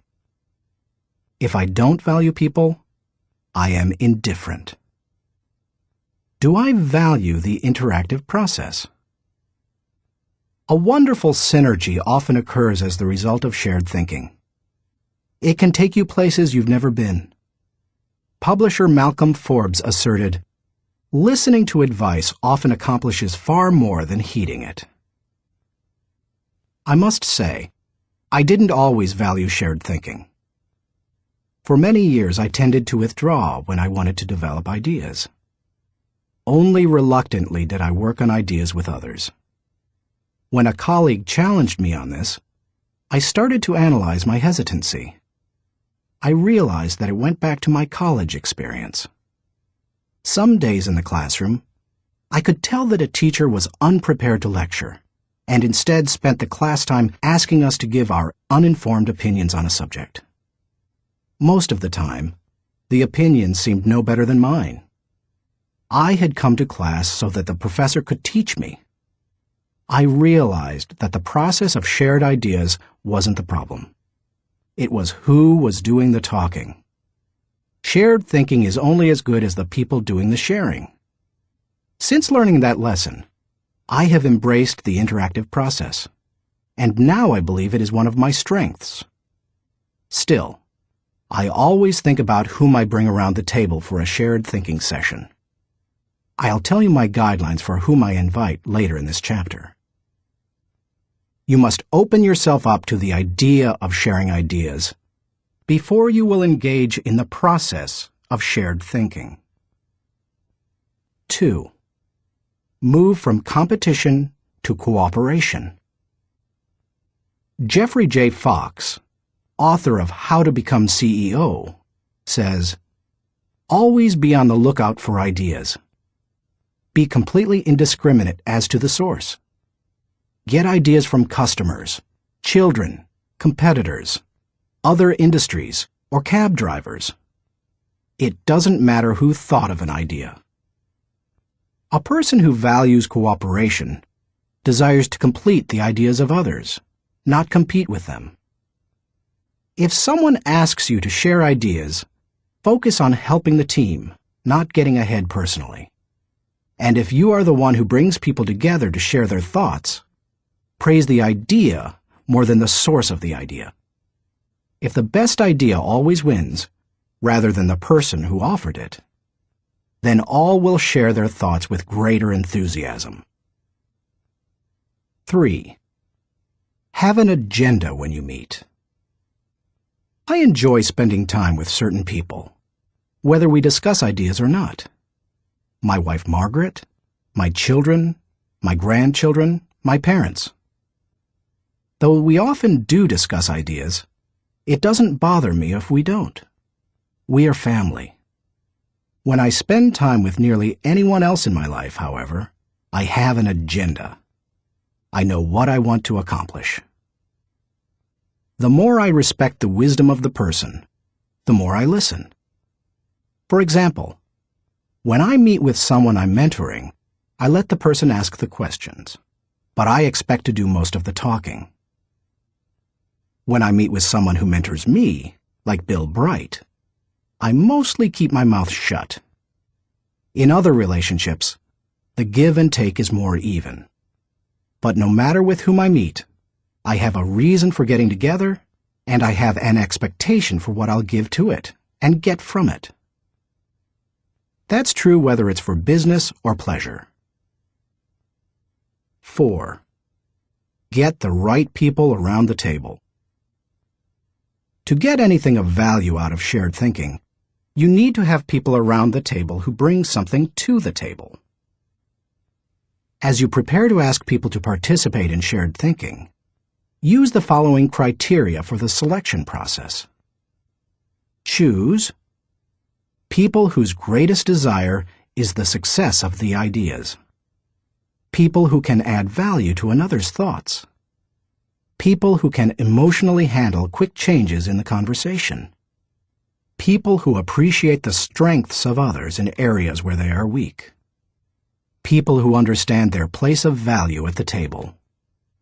People who place what is best for the team before themselves. People who can bring out the best thinking in the people around them. People who possess maturity, experience, and success in the issue under discussion. People who will take ownership and responsibility for decisions. People who will leave the table with a we attitude, not a me attitude. Too often we choose our brainstorming partners based on feelings of friendship or circumstances or convenience. But that doesn't help us to discover and create the ideas of the highest order. Who we invite to the table makes all the difference. 5. Compensate good thinkers and collaborators well. Successful organizations practice shared thinking. If you lead an organization, department, or team, then you can't afford to be without people who are good at shared thinking. As you recruit and hire, look for good thinkers who value others, have experience with the collaborative process, and are emotionally secure. Then, pay them well, and challenge them to use their thinking skills and share their ideas often. Nothing adds value like a lot of good thinkers putting their minds together. No matter what you're trying to accomplish, you can do it better with shared thinking. That is why I spend much of my life teaching leadership. Good leadership helps to put together the right people at the right time for the right purpose so that everybody wins. All it takes is the right people and a willingness to participate in shared thinking. Thinking question. Am I consistently including the heads of others to think over my head and achieve compounding results? Chapter 10. Practice unselfish thinking. We cannot hold a torch to light another's path without brightening our own. Ben Sweetland. So far in this book, we've discussed many kinds of thinking that can help you to achieve more. Each of them has the potential to make you more successful.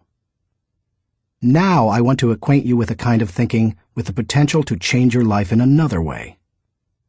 It might even redefine how you view success. Unselfish thinking can often deliver a return greater than any other kind of thinking. Take a look at some of its benefits. 1. Unselfish thinking brings personal fulfillment. Few things in life bring greater personal rewards than helping others. Charles H. Burr believed, "Getters generally don't get happiness. Givers get it." Helping people brings great satisfaction. When you spend your day unselfishly serving others, at night you can lay down your head with no regrets and sleep soundly. In Bringing Out the Best in People, Alan Loy McGuinness remarked, "There is no more noble occupation in the world than to assist another human being, to help someone succeed." Even if you have spent much of your life pursuing selfish gain, it's never too late to have a change of heart. Even the most miserable person, like Charles Dickens' Scrooge, can turn his life around and make a difference for others. That's what Alfred Nobel did. When he saw his own obituary in the newspaper, his brother had died, and the editor had written about the wrong Nobel, saying that the explosives his company produced had killed many people. Nobel vowed to promote peace and acknowledge contributions to humanity. That is how the Nobel Prizes came into being. 2. Unselfish thinking adds value to others.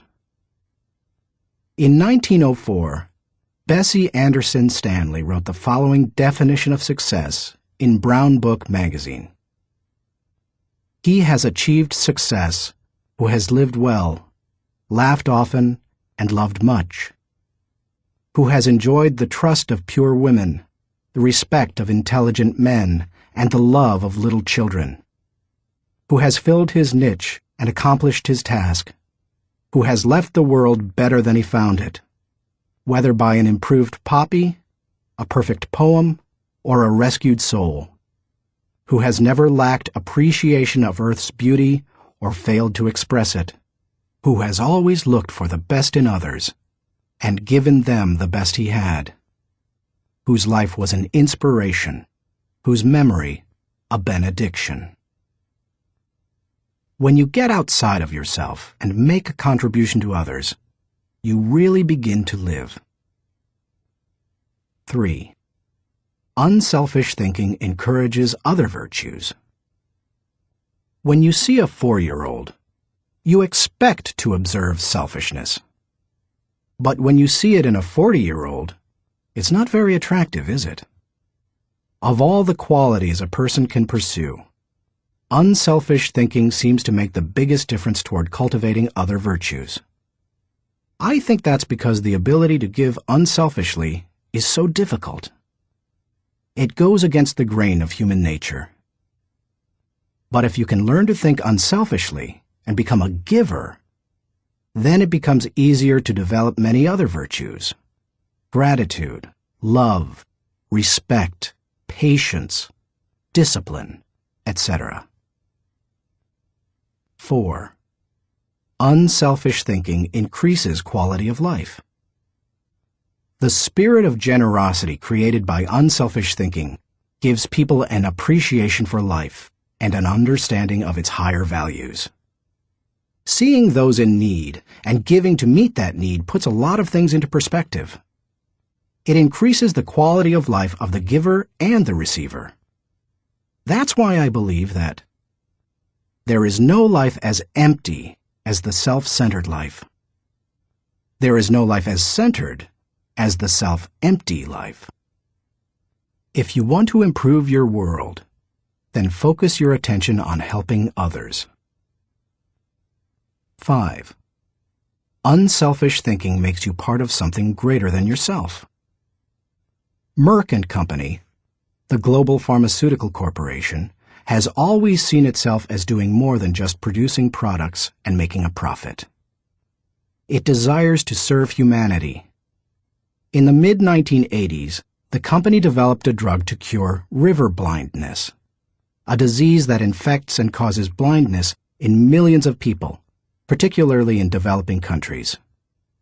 While it was a good product, potential customers couldn't afford to buy it. So what did Merck do? It developed the drug anyway, and in 1987 announced that it would give the medicine free to anyone who needed it. As of 1998, the company had given more than 250 million tablets away. George W. Merck says, "We try never to forget that medicine is for the people. It is not for the profits. The profits follow, and if we have remembered that, they have never failed to appear." The lesson to be learned? Simple. Instead of trying to be great, be part of something greater than yourself. 6. Unselfish thinking creates a legacy. Jack Balasek, President and Chief Operating Officer of True North Communications, says, "Learn, earn, return. These are the 3 phases of life. The first third should be devoted to education. The second third to building a career and making a living. And the last third to giving back to others, returning something in gratitude. Each state seems to be a preparation for the next one. If you are successful, it becomes possible for you to leave an inheritance for others. But if you desire to do more, to create a legacy, then you need to leave that in others. When you think unselfishly and invest in others, you gain the opportunity to create a legacy that will outlive you. How to experience the satisfaction of unselfish thinking. I think most people recognize the value of unselfish thinking, and most would even agree that it's an ability they would like to develop. Many people, however, are at a loss concerning how to change their thinking. To begin cultivating the ability to think unselfishly, I recommend that you do the following. 1. Put others first. The process begins with realizing that everything is not about you. That requires humility and a shift in focus. In The Power of Ethical Management, Ken Blanchard and Norman Vincent Peale wrote, "People with humility don't think less of themselves. They just think of themselves less." If you want to become less selfish in your thinking, then you need to stop thinking about your wants and begin focusing on others' needs. Paul the Apostle exhorted, "Do nothing out of selfish ambition or vain conceit, but in humility consider others better than yourselves." Each of you should look not only to your own interests, but also to the interests of others. Make a mental and emotional commitment to look out for the interests of others. 2. Expose yourself to situations where people have needs. It's one thing to believe you are willing to give unselfishly. It's another to actually do it. To make the transition, you need to put yourself in a position where you can see people's needs and do something about it. The kind of giving you do isn't important at first. You can serve at your church, make donations to a food bank, volunteer professional services, or give to a charitable organization. The point is to learn how to give and to cultivate the habit of thinking like a giver. 3. Give quietly or anonymously. Once you have learned to give of yourself, then the next step is to learn to give when you cannot receive anything in return. It's almost always easier to give when you receive recognition for it than it is when no one is likely to know about it. The people who give in order to receive a lot of fanfare, however, have already received any reward they will get. There are spiritual, mental, and emotional benefits that come only to those who give anonymously. If you've never done it before, try it. 4. Invest in people intentionally. The highest level of unselfish thinking comes when you give of yourself to another person for that person's personal development or well-being. If you're married or a parent, you know this from personal experience. What does your spouse value most highly? Money in the bank, or your time freely given? What would small children really rather have from you? A toy, or your undivided attention? The people who love you would rather have you than what you can give them. If you want to become the kind of person who invests in people, then consider others and their journey so that you can collaborate with them. Each relationship is like a partnership created for mutual benefit. As you go into any relationship, think about how you can invest in the other person so that it becomes a win-win situation. Here is how relationships most often play out. I win, you lose, I win only once. You win, I lose, you win only once. We both win, we win many times. We both lose, goodbye partnership. The best relationships are win-win. Why don't more people go into relationships with that attitude? I'll tell you why. Most people want to make sure that they win first. Unselfish thinkers, on the other hand, go into a relationship and make sure that the other person wins first. And that makes all the difference. 5. Continually check your motives. François de la Rochefoucauld said, "What seems to be generosity is often no more than disguised ambition, which overlooks a small interest in order to secure a great one." The hardest thing for most people is fighting their natural tendency to put themselves first. That's why it's important to continually examine your motives to make sure you're not sliding backward into selfishness. Do you want to check your motives? then follow the modeling of Benjamin Franklin. Every day, he asked himself 2 questions. When he got up in the morning, he would ask, "What good am I going to do today?" And before he went to bed, he would ask, "What good have I done today?" If you can answer those questions with selflessness and integrity, you can keep yourself on track. Give while you live. In the fall of 2001, we all witnessed a demonstration of unselfish thinking unlike anything we had seen in the United States for many years. Who can forget the events of September 11th, 2001? I had just finished teaching a leadership lesson when my assistant Linda Eggers came into the studio to announce the tragic news. Like most Americans, I remained riveted to the television all day and heard the reports of the firefighters and police officers who raced into the World Trade Center towers to help others, never worrying about their own safety. In the days following the tragedy, millions of Americans expressed a great desire to do something that would help the situation. I had the same desire. InJoy was scheduled to do a training via simulcast on September 15th, the Saturday following the tragedy. Our leadership team decided to add a 1.5-hour program titled America Prays to the end of the simulcast. In it, my friend Max Lucado wrote and read a prayer, expressing the heart's cry of millions. Franklin Graham prayed for our national leaders. Jim and Shirley Dobson gave advice to parents on how to help their children deal with the event. And Bruce Wilkinson and I asked the simulcast viewers to give financially to the people injured on September 11th. Amazingly, they gave $5.9 million, which World Vision graciously agreed to distribute to those in need. Unselfish thinking and giving turned a very dark hour into one of light and hope.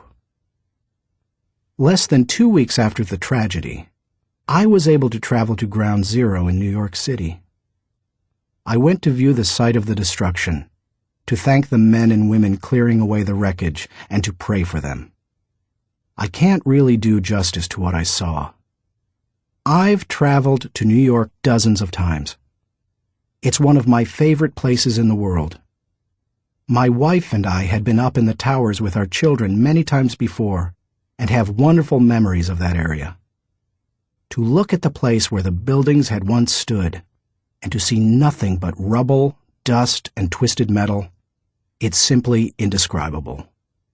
What many Americans didn't realize is that for many months, people worked diligently to clean up the site. Many were New York City firefighters and other city workers. Others were volunteers. They worked around the clock, 7 days a week. And when they came across the remains of someone in the rubble, they called for silence and reverently carried them out. Since I am a clergyman, I was asked to wear a clerical collar upon entering the area. As I walked around, many workers saw the collar and asked me to pray for them. It was a humbling privilege. American educator Horace Mann said, "Be ashamed to die until you have won some victory for humanity." According to this standard, New York City's firefighters are certainly prepared for death.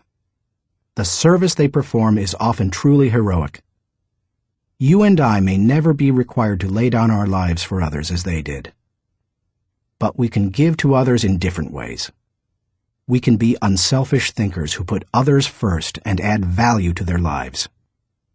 We can work with them so that they go farther than they thought possible. Thinking question. Am I continually considering others and their journey in order to think with maximum collaboration? Chapter 11. Rely on bottom-line thinking. There ain't no rules around here. We're trying to accomplish something. Thomas Edison, inventor. How do you figure out the bottom line for your organization, business, department, team, or group? In many businesses, the bottom line is literally the bottom line. Profit determines whether you are succeeding, but dollars should not always be the primary measure of success. Would you measure the ultimate success of your family by how much money you had at the end of the month or year? And if you run a non-profit or volunteer organization, how would you know whether you were performing at your highest potential? How do you think bottom line in that situation? A non-profit's bottom line.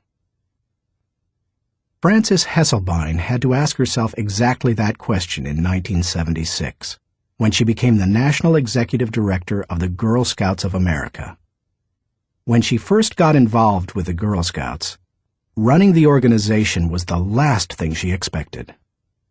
She and her husband John were partners in Hesselbein Studios, a small family business that filmed television commercials and promotional films. She wrote the scripts, and he made the films.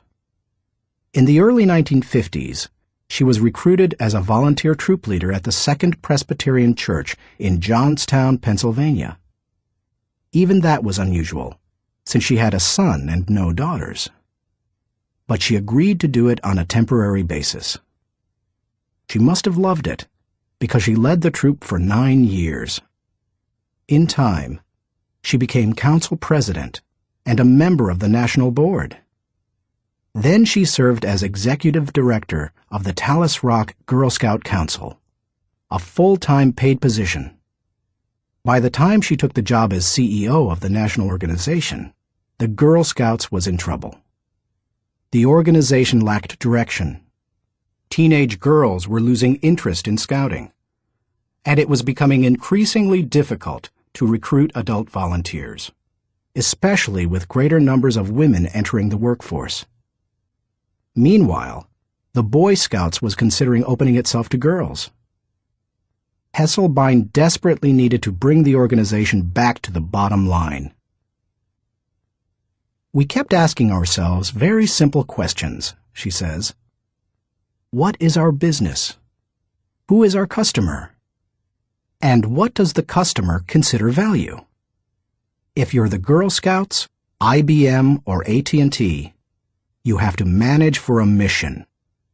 Hesselbein's focus on mission enabled her to identify the Girl Scouts' bottom line.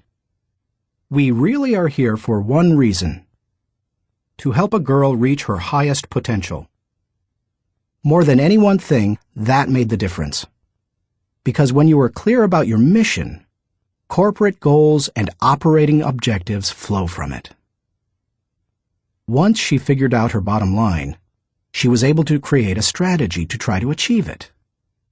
She started by reorganizing the national staff. Then she created a planning system to be used by each of the 350 regional councils. And she introduced management training to the organization. Hesselbein didn't restrict herself to changes in leadership and organization. In the 1960s and 70s, the country had changed, and so had its girls. But the Girl Scouts hadn't. Hesselbein tackled that issue too. The organization made its activities more relevant to the current culture, giving greater opportunities for use of computers, for example, rather than hosting a party. She also sought out minority participation, created bilingual materials, and reached out to low-income households. If helping girls reach their highest potential was the group's bottom line, then why not be more aggressive helping girls who traditionally have fewer opportunities? The strategy worked beautifully. Minority participation in the Girl Scouts tripled. In 1990, Hesselbein left the Girl Scouts after making it a first-class organization. She went on to become the founding president and CEO of the Peter F. Drucker Foundation for Nonprofit Management, and now serves as chairman of its board of governors. And in 1998, she was awarded the Presidential Medal of Freedom. President Clinton said of Hesselbein during the ceremony at the White House, She has shared her remarkable recipe for inclusion and excellence with countless organizations whose bottom line is measured not in dollars, but in changed lives. He couldn't have said it better. Why you should enjoy the return of bottom-line thinking. If you're accustomed to thinking of the bottom line only as it relates to financial matters, then you may be missing some things crucial to you and your organization. Instead, think of the bottom line as the end, the takeaway, the desired result. Every activity has its own unique bottom line. If you have a job, your work has a bottom line. If you serve in your church, your activity has a bottom line. So does your effort as a parent or spouse, if you are one. As you explore the concept of bottom-line thinking, recognize that it can help you in many ways. 1. Bottom-line thinking provides great clarity. What's the difference between bowling and work? When bowling, it takes only 3 seconds to know how you've done. That's one reason people love sports so much. There's no waiting and no guessing about the outcome. Bottom-line thinking makes it possible for you to measure outcomes more quickly and easily.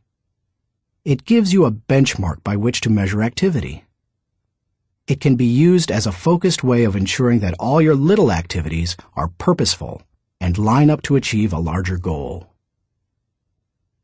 2. Bottom-line thinking helps you assess every situation. When you know your bottom line, it becomes much easier to know how you're doing in any given area. When Frances Hesselbein began running the Girl Scouts, for example, she measured everything against the organization's goal of helping a girl reach her highest potential. From the organization's management structure, which she changed from a hierarchy to a hub, down to what badges the girls could earn. There's no better measurement tool than the bottom line. 3. Bottom-line thinking helps you make the best decisions. Decisions become much easier when you know your bottom line. When the Girl Scouts were struggling in the 1970s, outside organizations tried to convince its members to become women's rights activists or door-to-door canvassers. But under Hesselbein, it became easy for the Girl Scouts to say no. It knew its bottom line, and it wanted to pursue its goals with focus and fervency. 4. Bottom-line thinking generates high morale. When you know the bottom line and you go after it, you greatly increase your odds of winning. And nothing generates high morale like winning. How do you describe sports teams that win the championship? Or company divisions that achieve their goals? Or volunteers who achieve their mission? They're excited. Hitting the target feels exhilarating, and you can hit it only if you know what it is. 5. Bottom-line thinking ensures your future. If you want to be successful tomorrow, you need to think bottom line today. That's what Frances Hesselbein did, and she turned the Girl Scouts around. Look at any successful, lasting company, and you'll find leaders who know their bottom line. They make their decisions, allocate their resources, hire their people, and structure their organization to achieve that bottom line. How to enjoy the return of bottom-line thinking. It isn't hard to see the value of the bottom line. Most people would agree that bottom-line thinking has a high return. But learning how to be a bottom-line thinker can be challenging. 1. Identify the real bottom line. The process of bottom-line thinking begins with knowing what you're really going after. It can be as lofty as the big-picture vision, mission, or purpose of an organization. Or it can be as focused as what you want to accomplish on a particular project. What's important is that you be as specific as possible. If your goal is for something as vague as success, you will have a painfully difficult time trying to harness bottom-line thinking to achieve it. The first step is to set aside your wants. Get to the results you're really looking for, the true essence of the goal. Set aside any emotions that may cloud your judgment and remove any politics that may influence your perception. What are you really trying to achieve? When you strip away all the things that don't really matter, what are you compelled to achieve? What must occur? What is acceptable? That is the real bottom line. 2. Make the bottom line the point. Have you ever been in a conversation with someone whose intention seemed other than stated? Sometimes the situation reflects intentional deception, but it can also occur when the person doesn't know his own bottom line. The same thing happens in companies. Sometimes, for example, an idealistically stated mission and the real bottom line don't jibe. Purpose and profits compete. Earlier, I quoted George W. Merck, who stated, "We try never to forget that medicine is for the people. It is not for the profits. The profits follow, and if we have remembered that, they have never failed to appear." He probably made that statement to remind those in his organization that profits serve purpose. They don't compete with it. If making a profit were the real bottom line, and helping people merely provided the means for achieving it, then the company would suffer.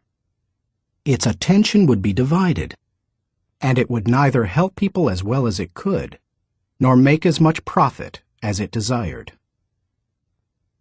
3. Create a strategic plan to achieve the bottom line. Bottom line thinking achieves results. Therefore, it naturally follows that any plans that flow out of such thinking must tie directly to the bottom line. And there can be only one, not two or three. Once the bottom line has been determined, a strategy must be created to achieve it. In organizations, that often means identifying the core elements or functions that must operate properly to achieve the bottom line. This is the leader's responsibility. The important thing is that when the bottom line of each activity is achieved, then the bottom line is achieved. If the sum of the smaller goals doesn't add up to the real bottom line, then either your strategy is flawed or you've not identified your real bottom line. 4. Align team members with the bottom line. Once you have your strategy in place, make sure your people line up with your strategy. Ideally, all team members should know the big goal as well as their individual role in achieving it. They need to know their personal bottom line and how that works to achieve the organization's bottom line. 5. Stick with one system and monitor results continually. Dave Sutherland, the president of one of my companies, ISS, believes that some organizations get into trouble by trying to mix systems. He maintains that many kinds of systems can be successful, but mixing different systems or continually changing from one to another leads to failure. Dave says, "Bottom line thinking cannot be a one-time thing. It has to be built into the system of working and relating and achieving. You can't just tune into the desired result every now and then. Achieving with bottom-line thinking must be a way of life, or it will send conflicting messages. I am a bottom-line thinker. It is part of my system for achievement. I practice it every day.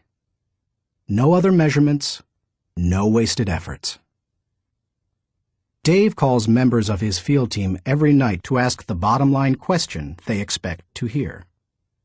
He continually keeps his eye on the company's bottom line by monitoring it for every core area.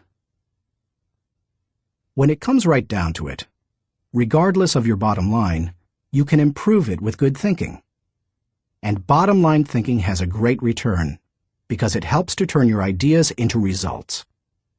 Like no other kind of mental processing, it can help you to reap the full potential of your thinking and achieve whatever you desire. Thinking question. Am I staying focused on the bottom line so that I can gain the maximum return and